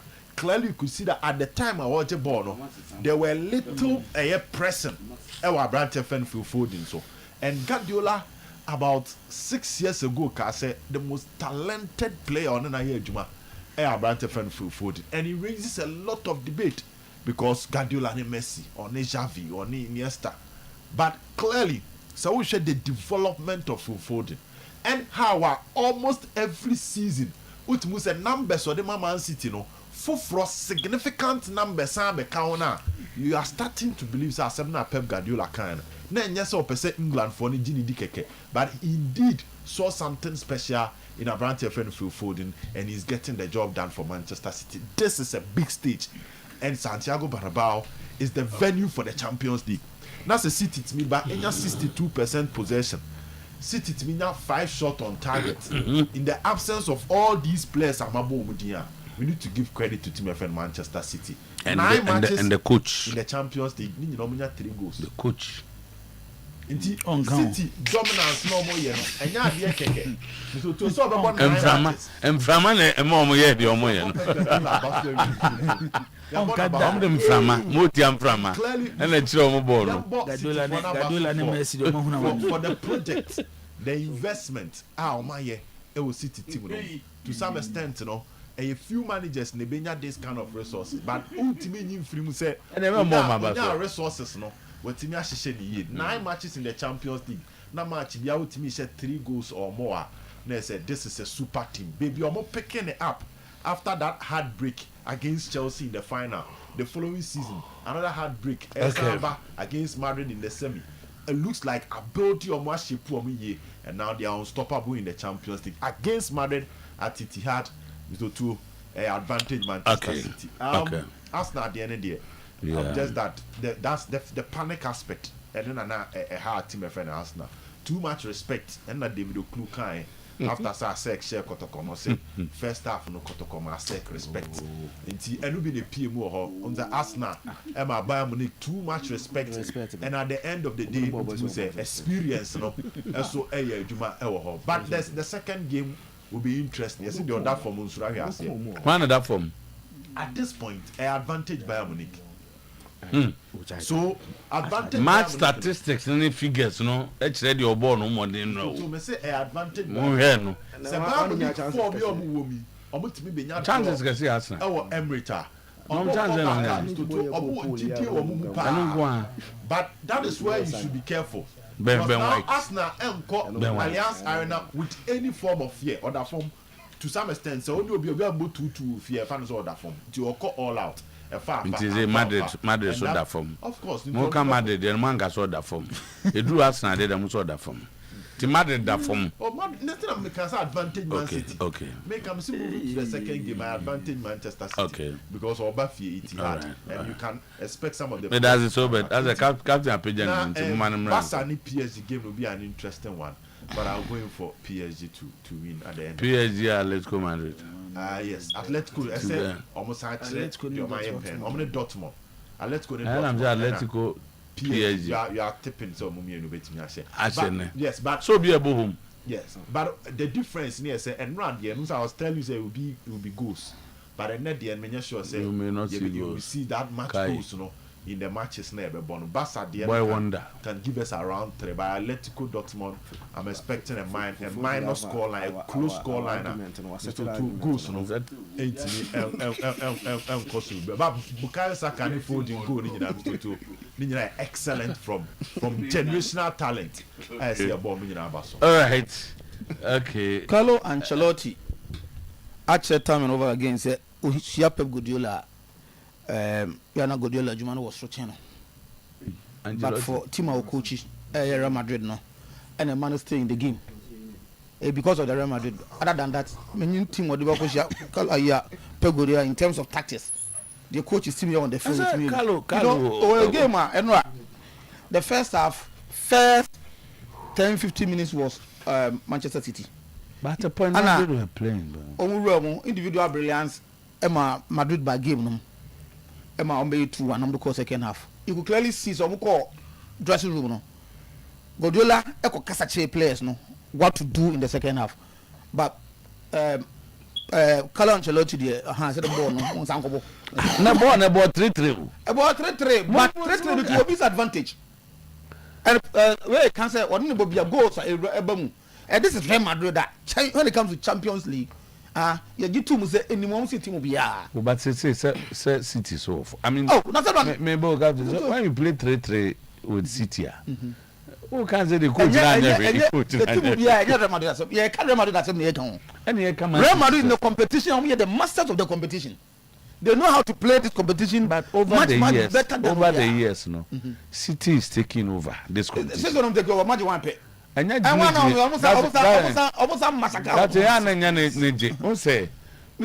team, maybe know you but me can't say Angelotti Anyeri. But it's a draw against Pep City. It doesn't matter. And I'm saying Real Madrid no ball against you know. Where any Arsenal and boy. City boy. I'm talking about Real Madrid at the Santiago Bernabeu Stadium. Real Madrid at the Santiago Bernabeu Stadium. And all. And when you advantage in the first half, leading by 2-1. Now what now over second half?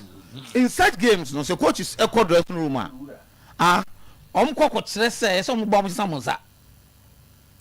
You know, first half no is too open, too hollow. And now Obia ya do obey no I say akoye Dindon battle Obia ya do obey. And munya dey move second half. City e be kire say Guardiola be kire say Madrid and Mobo in the second half. So 20 minutes in the second half. Madrid could not string 3 passes together. 20 minutes in the second half. And what they needed to do was, Luka Modric. That is where you introduce such a player in the game. After 10-15 minutes, no one say Enfano, because not the body here and say, the player, delay movement, hang on to the ball. Madrid players are taking positions and some pass the ball. But they are not to cross more and say, but no more chako. Na City for you put on my pick ball. No matter ball. So in 20 minutes and second, you ball on Madrid side. Madrid go home. And the coach did how people say almost share we. I believe the answer now introduce Luka Modric. And to Luka Modric back game so to just look at what Madrid did. Clearly, the calmness on the ball, making sure that you bar. So Madrid players are taking position, and of course Madrid they ball with players are more City players on Bonnie who are Vinicius, who are Bellingham, who are Rodrigo. These are top players. Who better not compare with City players on more. So you need a player about body City on more because when we are no more, not City are recruiting for ball. It was not working for them, and the coach sat on the bench and said, all this what means the Ancelotti what you now and I'm going to that is why that change of Luka Modric what's the say professor your chance are not there now one professor even and I have say coach you go didn't fan draw me see coach you didn't fan so na kola anya you was and you on no soft now na kola Ancelotti the smallest details of the game is very important. That's where you expect him to say, okay, products and but he didn't do anything. It was like individual players, you are more top players, and when they fail to come to the party, that's okay. So so he's only lucky to be on the Madrid bench. Honestly, I was not but it is because Carlo Ancelotti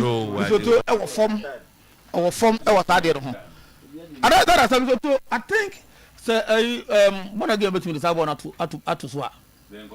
soccer, I Saka Panabono. In any day, I think I'll go for a penalty for Saka. In any day, they see now, when I take the same position. In any day, I'll go for a penalty now. It's rather Saka on a Kobo player. You see the point? So whatever been the case, so if we are putting the body on the way, I'm going to go. He's blocking the. Of course, and look at your bonus. Why didn't I count? Whatever was there contact? The contact came from Saka. One I didn't 90 family because I'm blocking way. Or try to maneuver the way out. I don't mind you gave me nothing. So in a way, in a way, I'll go for a penalty. Okay. I want to believe that the Hanum Bayern Munich was lucky here, and the referee was. I think the interpretation said the Zakito Erken. Edu baby, me feel that is why I introduce VR now. Who the bomb not had the intention. Okay. But they didn't do that. That's where I have a problem with that. What I me, players in the corner. And no catch on so much. So say much check. But me problem with that. We are not every single will be here. But it looks like as it stands now, Madrid and Arsenal, they're on the life support. Okay. I don't think they'll survive in the second leg because Bayern Munich, this is how they are. Bayern Munich in the Champions, in most cases, they will come away and they will get the results. Maybe a drawn game. But now, unless England, say. The other some better also be draw.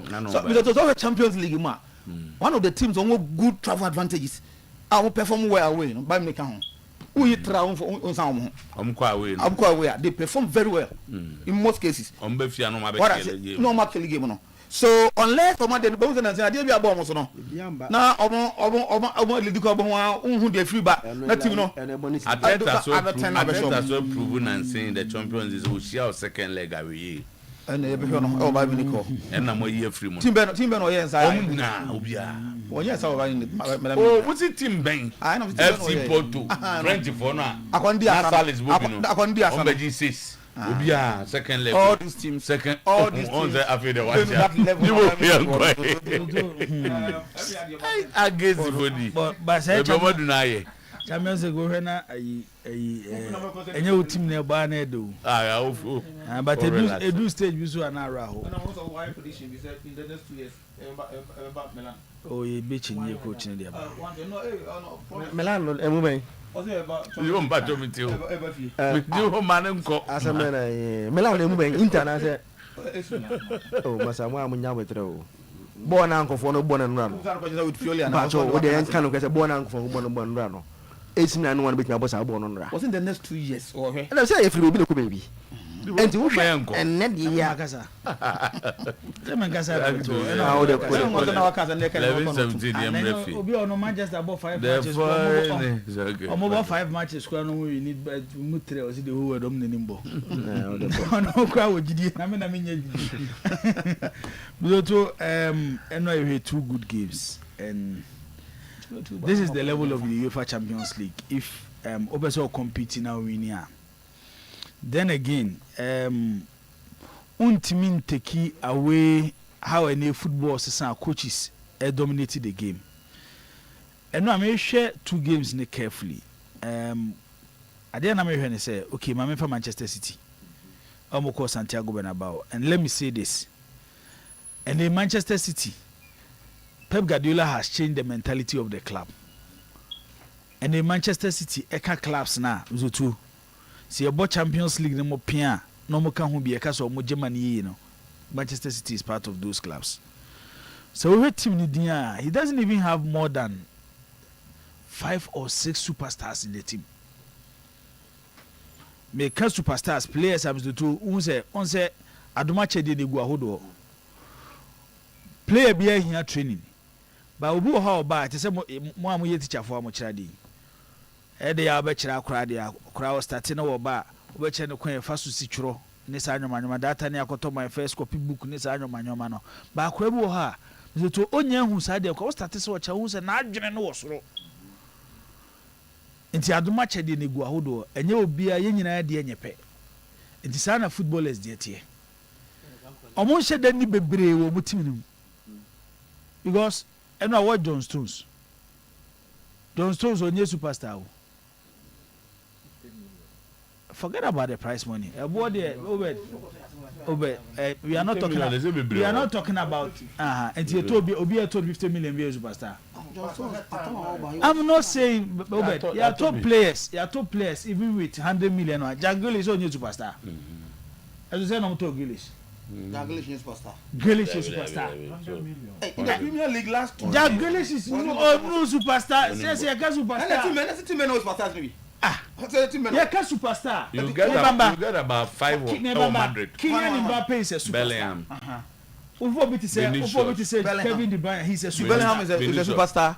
Of the 2. Jude Bellingham. Oh, None of them superstar. He's not. Hey, that who is superstar? He is. It's not. Oh, a special player. Bellingham, yeah, Eden Grealish. He's a special player. let's say Jude Bellingham is special Madrid no on why explode. No, watch him at Dortmund. No, he was but few top level players. Then some average players, they know are combining more than the coaching ability account, and you see those players like superstars. That is how they born now. And to say first, on the first, no, say I can't remember the Galacticos are. So to be from goalkeeper to the last player, everybody is a superstar. So for Madrid team here, Ebia Vini Junior, Toni Kroos, Echia Luka Modric, who's somebody they can make difference, and on my consistent for a period at top level of the game. But check the other players. But once a coach be a model or more, I'm a mobile closer to or my own some ability to play in the washroom. Once at the end of the achom no more baby. And now watching the game carefully, one thing I came to realize and I say, you will need a top coach to win the Champions League. And bona coaches in bono, especially in the second half. This is first. So shall DBA. Take money there. It depends on how you spend it. It depends on how you spend it too. And then I said, "We say you team." So we any year na we nyesika to be. One year, how do you get money to buy? And now, my second half, no, there was a City game in the first half and the second half, no difference. In the first half, almost short passes. Now remember the intercept, almost short passes. No. The reason was Madrid being smart and himself City when it comes to quick ball movement on the pitch by using passing. Team Bian or any better than Manchester City. It's the Enra, the Santiago Bernabeu pitch, not grass in the foot. It is sitting to me more their normal quick short passes, no. But in the second half, Guardiola started going for long passes to stretch the Madrid defense. And good for him. So what a Madrid team now Zoto. And I mean who or moment for trainer. How Anna Carlo Ancelotti is your position on Toni Kroos, Camavinga, Fede Valverde, they are positioning on the pitch. And I'm saying, this will be a big problem for my club offense at Real Madrid because so far maybe another Camavinga, and we Toni Kroos ejina. Zoto. So offer our players in plus Fede Valverde. Defensively, Fede Valverde is the best among them. But Madrid the Monas they are holding me further. And so who use Toni Kroos? And we will say Camavinga as your double pivoter. Definitely because omunya good scanners of the ball is to a very difficult at the Madrid, especially a gamer.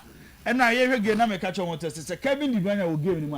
City would have killed the game long ago because they were given a lot of holes between their midfield and their defense. And the City players ninya omuntimi shoot until say Fulford in be shoot sabo on the two net no. Saa baby afefo di engine nam to bobo on to net no na Jagrele shabegina wantimi anshutu Bernardo Silva begina wantimi anshutu saa position no Kevin De Bruyne ball miensa or the mutu beto net eti the setup of the Madrid midfield enra no na a advantage to City especially as the City players benya ball nam so to be shutu their to net. Then again in the second half how Anna Madrid score on the counter because the only way Madrid bet City abone say they will sit deep and hit Madrid on the break because Madrid were quick attackers in Vinicius Junior and Rodrigo. But in the second half, what Guardiola did was a command marking. Get closer to the Madrid attackers. Don't give them space. No matter ball not to hold the Ricardo Marco. To say the Rodrigo Akanji no. It's almost close to those spaces and City control game no. And I'm within them months or two game the quiet 3-3 no. The second leg doesn't favor Real Madrid because this season City team no and now they can all their Champions League games almost 3 goals. So they don't score less than 3 goals. It's a chance to beat them and now to eliminate City this season the Champions League no. Just watch more than 3. Because mo the my establishes a training do mutimi she and mutimi ni Real Madrid film starting from last season so to mo she Madrid say o ba yi e we ti yard 4 enye weak Madrid team because o he sa Madrid team na we to na me catch e born again mo say how Madrid will set their front line entimi in City. Their decision not to replace Karim Benzema stayed with Real Madrid. because the second half no more call close marking no more new obi o movement and that's obi obema city defense na busy. So now we move me the ball na man. Player no move better na pass na ba. Who move na ball neighbor? Who move out ball na ma? Couldn't hold on the ball. It's those period now you need Karim Benzema half chances scrums to the better net. So we should game carefully. Next week it doesn't look like a game to Madrid will survival away hard. Okay, young guy. Arsenal Bayern Munich in there. Manchester game ni be brave, but kakra me hwe no. This is Champions League. Now Champions League it doesn't give you another opportunity. Any single mistake the Champions League will punish you, especially who share clubs or more experience in the Champions League. It be any club offensive Bayern Munich. Omobetimi anya bad season, yes, agreed. But it may do stage because of one, Mizoto, or more players or more competition ni be paying. It drew some moments now. I have no more committing little mistakes. And as I share the first goal, Bayern Munich, share na. I'm not sure Arsenal will commit that mistake in the Premier League. By the pressure of the competition and the level of the Champions League, the pressure of the competition and the level of the competition, it's me we player who is now panic. So on the match, no, it is an your way. Now, when your opportunity comes to who do players in the Champions League, maybe this season you might not win it. But over on continuous basis, who hear mistakes, players need get used to the competition. The end stage, you know, I'm to always a players no. A draw. It's the return leg. Say Arsenal less mistakes there, they stand a chance. But what the annual game in the agent so have return leg there, then Bayern will advantage of qualifying to the semi-final of the Champions League. It will see how the return leg will go. And they gave no normal you pay any ever me kind of call Park the Princess no. You to battle way. Say Barca person will win the game now. It shouldn't be Conde or Kotake Kylian Mbappe. Say Jabi ebo Jules Koundé at the right back said they will see Bonnet there. Then trouble beba. Mbappe no Obon at the right back. Mbappe is on the mission. On say PSG team when Uzoto.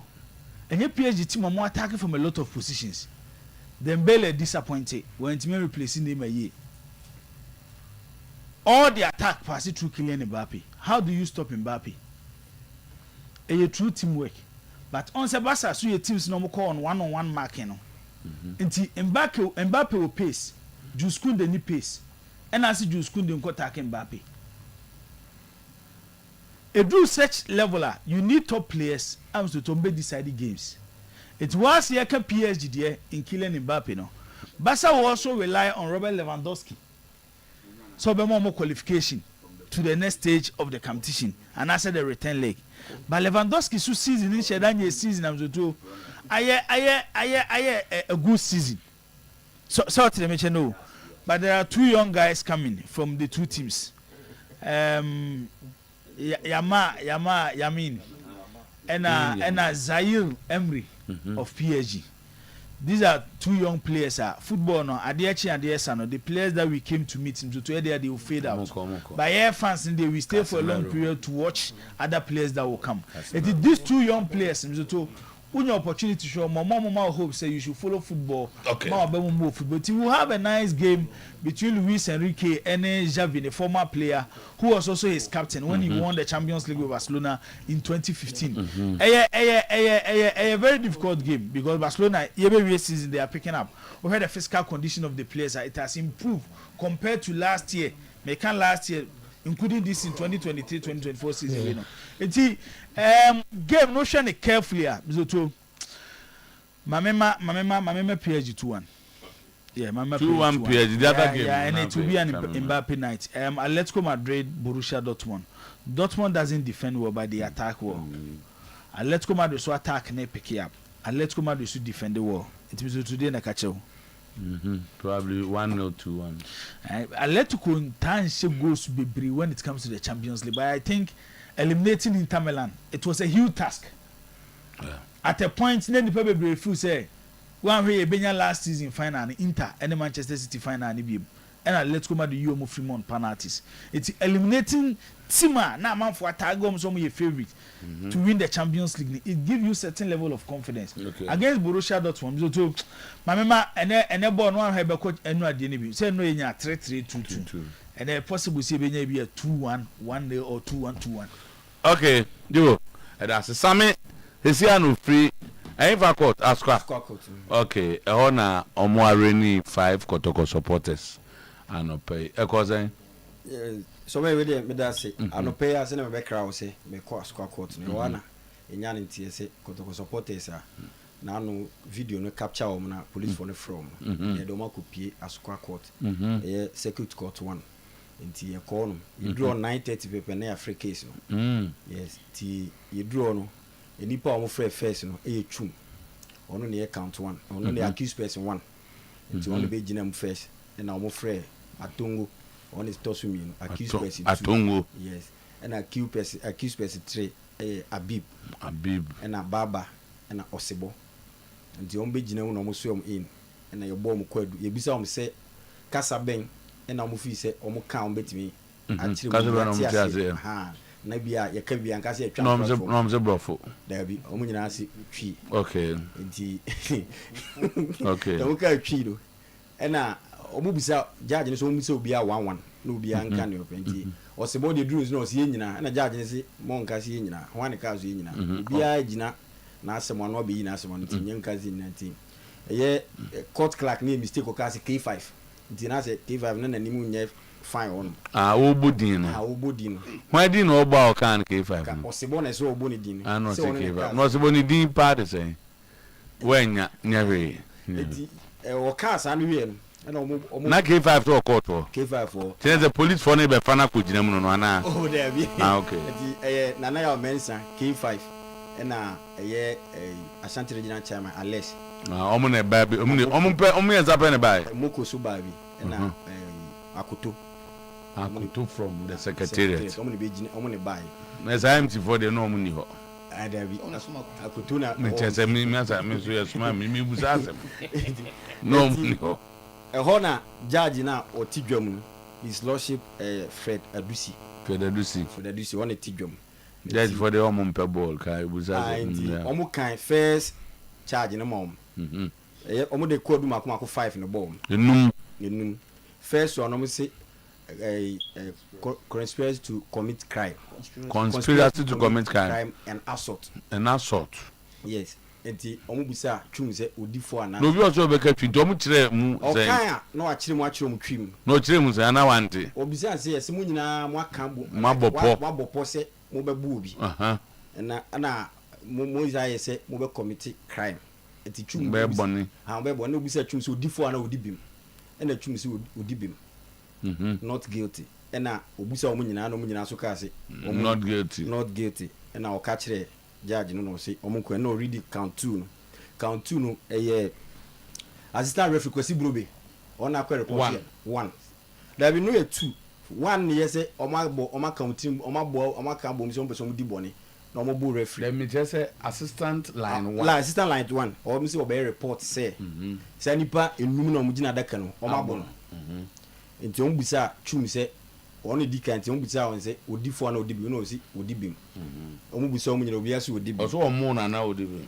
on there some they are to say so ma aya ebusa say guilty or not guilty and I say not guilty okay eti second the third one charge ne say no see line 2 no I start line 2 no ni dodu adi ono so ka say o ma bo no it's not guilty no it's not guilty omu nyina so ka say not guilty and a referee na kasa center referee James Taylor on so report say o ma assault no o ma bo no not guilty omu nyina say not guilty and a match commissioner no ono say bo no match commissioner say bo no Thomas Mike Kanunu or say bo no match commissioner match commissioner say bo no and also not guilty no say not guilty nti omu wie no code boni a ogina mu e de ma ban no ESP Ofuri prosecutor no sorry and also be can say Kotokoni Nations FC Baba Yara Sports Stadium and na match officials no be report say nipa numu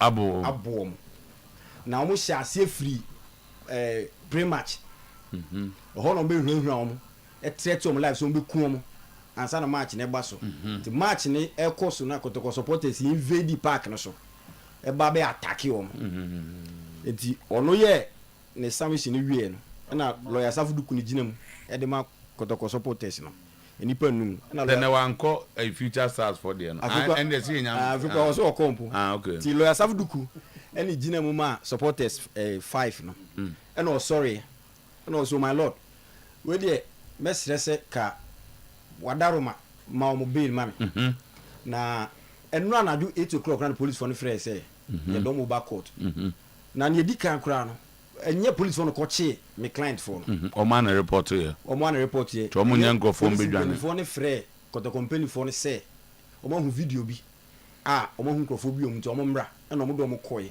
on do kan brofo Safuduku de o kan brofo na o mo ne na o mo do mo koye na o mo kɔ church o mo no asem na tem bia police o hia o bia no o mo kɔ police station e kɔ answer to questions o mo pɛ nti obesere se nka o ma mo bail na we kura no anadwo 8 o'clock na ebinu ya wosafo o mo tukwan aka mo kɔ sala to o mo kɔ na kɔ ne bai se yemfa mo mra court na se opɛ kwan bia so ne Kotoko company fo ne pɛ kwan bia so de e from no mo nyina ba ntia no pɛ ya to mo nyankrofo mbedwane mo nyankrofo mbedwane bail justification the court no was na o hwɛ mu na o ma mo bail na ne tosu mi no so no se code no mo de bon nkrofo ne se ade ne hia se o pre-match nya no korɛ se pre-match dia ka match no kwa maso ko wa so to obi a na so ko threat na o ka GF fo ne ma kwan kra ma match ne nyene e maso na ne tosu mi no ka se o ma boom o mo ka se o ma boom physical ba mo mu o mo ye obi am fa ne sanka o ho video na verbal abuse ana judge ne say no se e ka so obi a so to obi a section 87:1 e kire so u shake body kire obi kura na wa bono bobbing 7 bobbing e kire so wa so to ni pa ngwa santo kwada bobbing edima malo ya Safuduku nkasa nti ono ni atwetwe won ka na so boadu ni referee ni bobbing ana la Safuduku so me de w bobbing susi ya ayi ba ko ni referee ba ko oh bon fabra ai ba ko ha bobbing yeah oba ode to de so ba obi amu ba je se no kre se fine omo aden assault ni de no kre ogi charge ni too but obi am fa ne sanka referees nti won do sere omo se omo nye den omo am bail na prosecutor no so sorry na on so ka so ogi too se omo grant on bail na judge no etiwa no se omo ma na mreka grant o choro peja ya no se okay wati ase say argument na two lawyers near especially Safuduku as no kind to na kuma so na just say you for no lawyer omo bo charge no so lawyer by there we the prosecutor and the prosecutor na for now on the ginam ha obo kwa do on their behalf and ono no so ogitum say ye grant on bail okay na judge no ka so okay say sad ya o ma mo obi a bail ye 30,000 each enipa ba ko emeginam no on the sign bail na mo 30 times 5 na ene dom tisu na ne tosu mienu su no eye prosecutors no so mfa videos any evidence emra omunye na available ema court no second 21 days which is 2nd May no 3rd May na ya started trial no masa ba omunyina ba court no abegina de kam na ya hyase edi asem enti omuwie no na lawyer Safuduku eda judge no ase ene ma omu court na nchenti after that no no munyina kaka bomu a ye de omu nyina ko gu police car no anje dom go police car omu ko ne de minim de na me nu ho ye me duro no mu gina jansa na every case nti ba ye wie no ye yi omu nyina ko gu police car mu the police for ne I don't feel prison na ko no ma wan ko bi man ntre afene ba be sign ye sign bail ma wa ye ko nipa ni fie nipa obegina mu e se ko hwe ni fie se bia wunwane so a wan gina mu akoto ejina ma baako nana ya message na ma baako K5 ejina ma baako e na less nti omo pe baako aka ho omo ko ya mensa krum de omo baby a otie ade ya mensa ko no otie se so omo ade ya mensa no otie na wodi no krum baby a otie omo wie na wodi ma kwa yu via go time na ka ni tuye na police car baako si di ekire udu wa se criminals bia yo police for no ma yi obebre o na dom ko tena mu na ja YouTuber anti omo central afina omo go through process no na asem gitu anymore ya ma mo be no no ma kufi enti so me ne gugu si yo I think very comprehensive we dey why dey bo abaso na office kan na do koye ene sa do bae me ba ne be kan chiro na be say be a cost bi o ma because report that dey am omo boys wo ba bia yi ni mo omo kro ma cost na we enti enran bafo yen koye why asem kitu ani wi asio asem kitu ani wi asio we dey say nya de bia ko say yesi I say dey but enya ko record today a na je say ye ka say wi a o say lawyer no say die nti o say mo be lo tu don wan kan ya ye mo ma no na say mo ko twiri mu no wow now ya be nu kra ya grant wi bana supporters kakra wo David news number who supporters be out apart from supporters chairman Alex Ashanti regional supporters chairman ono na odi ona guy bi di nechi won dem nim no omo na buy e be kan ye fo no na ya mensa ne K5 no design ko na na kwa me dan kwa ma dem na kwa se moko ko moko on moko ko representing okay na tema zulama ho obi ape chema di a che ugwo ma oh yeah politics wa joso just politics babo njewe na well na me bompa ye say on betimi meet bill conditions no oh they will meet it because Canada so no time mo do 30,000 cedis for obi how they are some omu nyina obi abenya nembe invo ko 30,000 cedis obi enya 3 million cedis 30,000 cedis you know e bompa ye so betimi meet conditions na o makofie na fe no o akọ ba interesting wutie same amane na oboye ndia case na mbe dom statistics o mu dia mbe de papa because as evidence ni nyina asi tama ene house of folk eno no mkodu fence takwa mashade bi saa eyi bae watala bae tama se uyo obi a uye close observant of the house of folk gamer who say Salifu Di Maria lose form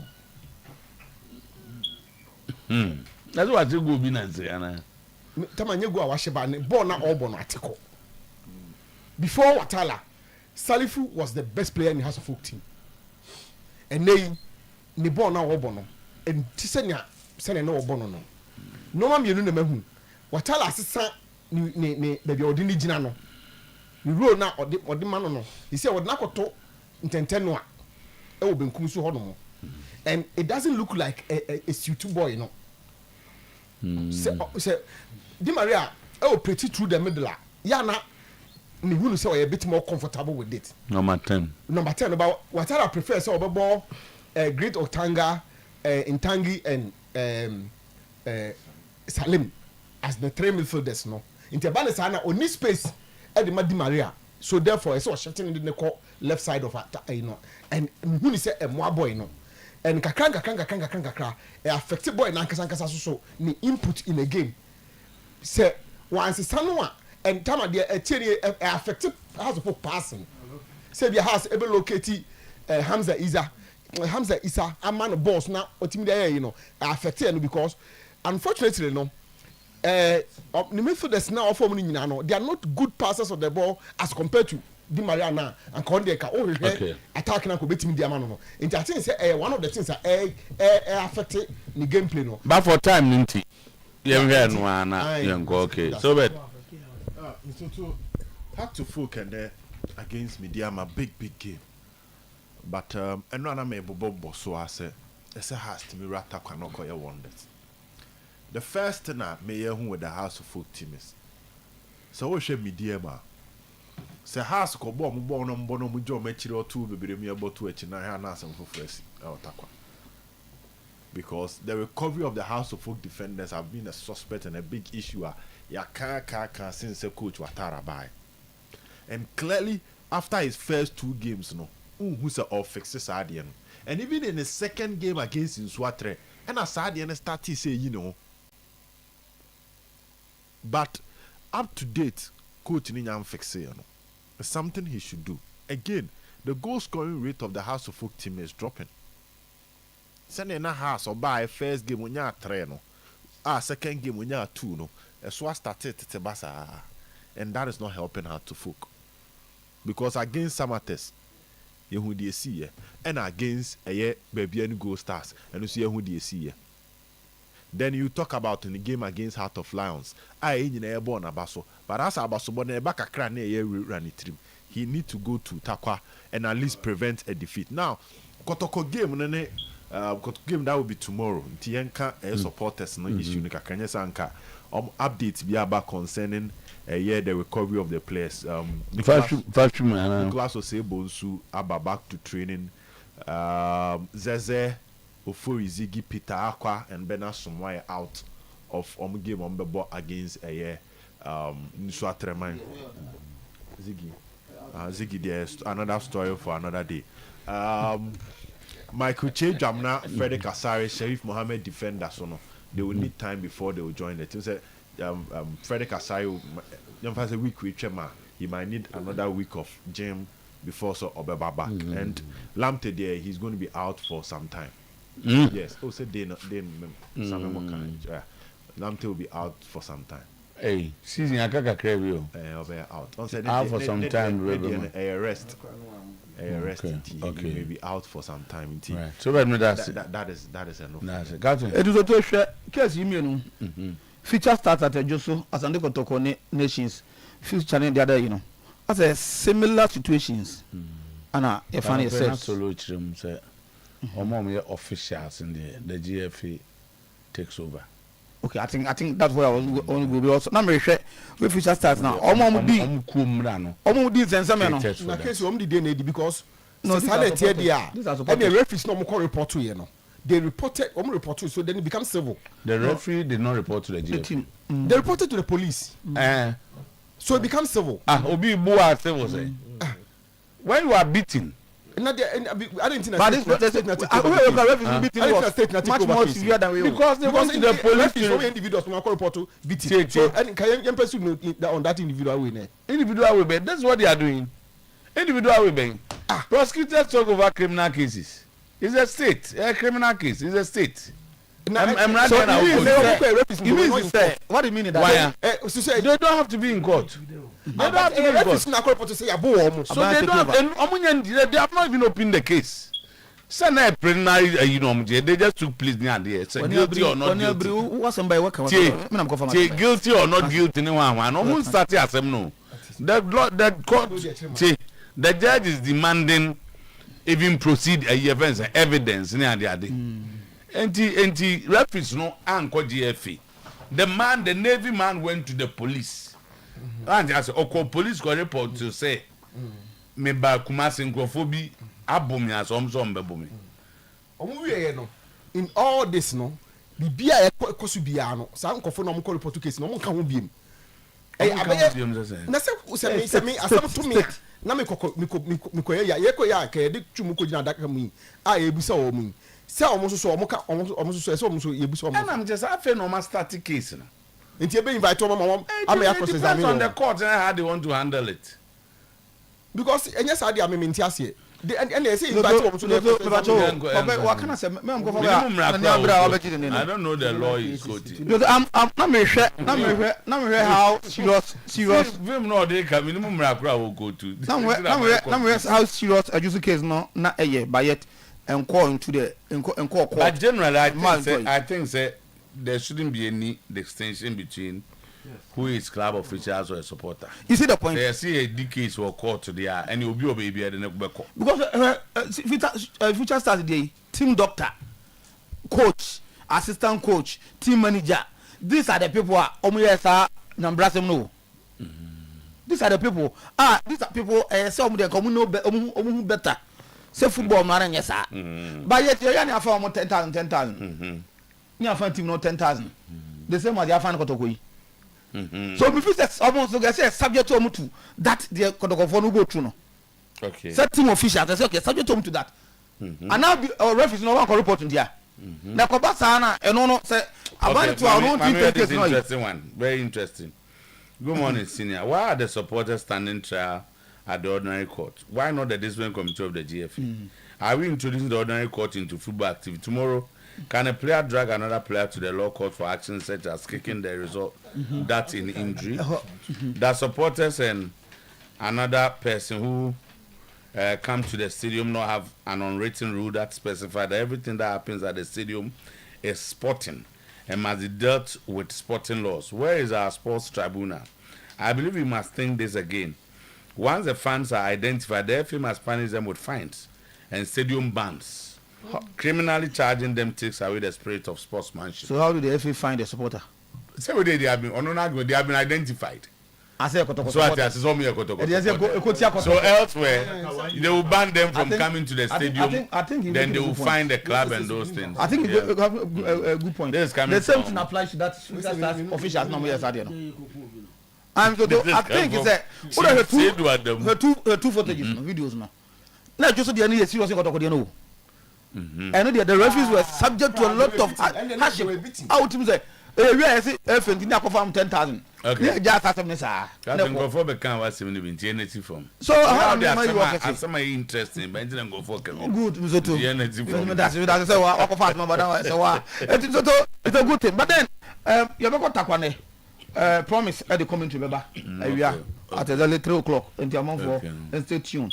Now a game on to many of. And so there's commentary on promise. There's commentary on promise. 102.7. 102.7. Okay. Live. And who they head of commentary? Who they I've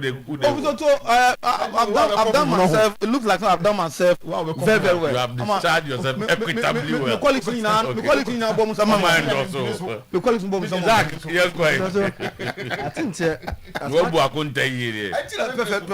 as much as say that the message is interesting now. But I see the difference is that we know, for example, I just saw the referee, and make any complaint from our police, and they can pick them. They see your friend saying, offense. Nipana ya buo mono. Offense di incap. Sunday, they see offense, nobody have officially on court portal, no. And the just one and the official one. But let's do the general, the all kind of sporting answer. And I'm born, and they see what a just no offense or no.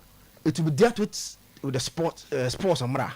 That is why they will be fined, they will be banned, they will be all those things, But say GFA are finding Kotoko or the nation's game, no. And already GFA have dealt with the Kotoko with the sporting rules. But the other way, no extra and say the referees will enjoy my GFA Pong say deal with Kotoko with the sporting rules. And no to call police say me back no ABCD try to beat me. And the police for most woman. And two things. GFA have dealt with Kotoko with their sporting rules. That is one. You are fine or more. And boys, referees now go police station and case and get off. I'm sorry, comedy with the punishment of Kotoko. But now, I can't for extra miles because referees after say jail for a deal with Kotoko. Almost call personal I report to my police. Say Obiunya evidence referee aje bribe wait with Nako court. Oh yeah, this actually say referee be dibo no and no evidence there. No evidence there. These are things that no evidence. Crime. You understand? And these are things that ABI are now going forward. The basically say at the weekend one never be a show football more. Football for no deal with it as a football issue. Let's allow the football rules to take its actions. But I have a more free so. Mudago police say young trust me film to media. Ebi are now going forward. And now we are almost more yeah, so much evidence. Yes, the police say most. All right, do. That's how the thing will go. Oh, okay. It's now going forward. That is where I don't know more interesting. So because now football officials no. Yeah. Referees no. If he's going outside footballer, criminal cases and we are canker webs. So criminal is a canker. So It's now going forward. Aliphobia. It's a canker. Say me bana me now. Now about report me say intimum. Near you go try there. Now objection be so evidence against who referee no so ana. Oh say you be go so come as. Mama nyo renwum ya na at time na kam go you was what in the time no ama aban express group and ye kan ho asem wo apeso tu kwan ko school e wa amanane o ko sua de no wa ye adwuma so peso to ticket so de tu kwan o be so ko ye adwuma o Dubai ti kru na adwuma wo ni yo Qatar Dubai South Korea and I so called visit and I told so Dubai, Canada, UK, US, Australia, Germany, and express group. Kumasi domo asafu labor runabout. Number near to 055 555 0067 055 555 0067. Nami the way so I can say Electroland Ghana, Electroland showroom. Ehun asem ne yeken so pe TV, fridge, air condition, gas stove. And any other household electrical appliance, your Samsung Media, TCL and NASCO. Collateral and your showroom back or Kasi Road, your Ben Guinness Junction, Ewo Kumasi Kasi. Top Hives, your Ben Love FM, and a Santasi, your Ben Allied Oil. The number is 0543 554 949 0543 554 949 and www.electrolandgh.com. Okay. After open super pan manum kanjin and magic drinking water. Udia dancing and kofobeka sa woka sadodo. Pacho eya udia num bi de mekan na beboa. Rich in minerals like calcium makes you have a good sound sleep. About bia ye come out system. Say see ade enso Brema UGC ye ben Tafuni Road about junction bi ho. Ashtown ubenya bi ho. Sumankwa in junction na bu so made bo ho. Oyerepa FM asia ha bi ha. Afi so kwa Asafo marketer. U confirmation center na wo ha Asafo market ni asafofo nyina amoso mubenya kanje na mubusa se bi aba ho formation center omonko 0241449191 0241449191 ne nko afi I'm saying what kakra betimi e dia hwehwehwem ne yakọ. So interesting. 30 seconds. Coach someone award 3,000 verbally abusing the referee as against verbally assaulting physically assaulting the referee 10,000. Okay. 10. Yeah, no, now got 1,000. Yes, now I figures hard, you know. It is emerging say I'm here doing some ball on match no Cote d'Ivoire. That's the latest information also sober. Okay. Okay. It's a Ghana stadium near. You need stadium a ball club. I won. Now maybe a coy when you're bobo le go ombo boy. Well, meaning say omo betting their so someone fan call cap someone fan call na. Maybe I just say maybe some ball why be ya. Bonus sorry dia Kofi Bani aboni din in picture no na ntim amawia. Na ye ho. So bet. Question is don't say so verb a new interesting topic now about. It mean at the court. Aye. For the Omar Candy. Ah, that be the never. Obi di what match in the court. There's a referee be ball. Now odi support bi atemo. Now say me record asem ho. Now me nya evidence is allowed. Me timi e do court. And as aso na referee di match coach atem. E wo bench a otimi do ko. Ani nyina. No, let's establish. No, anya the best establish. No, because you test the law. You have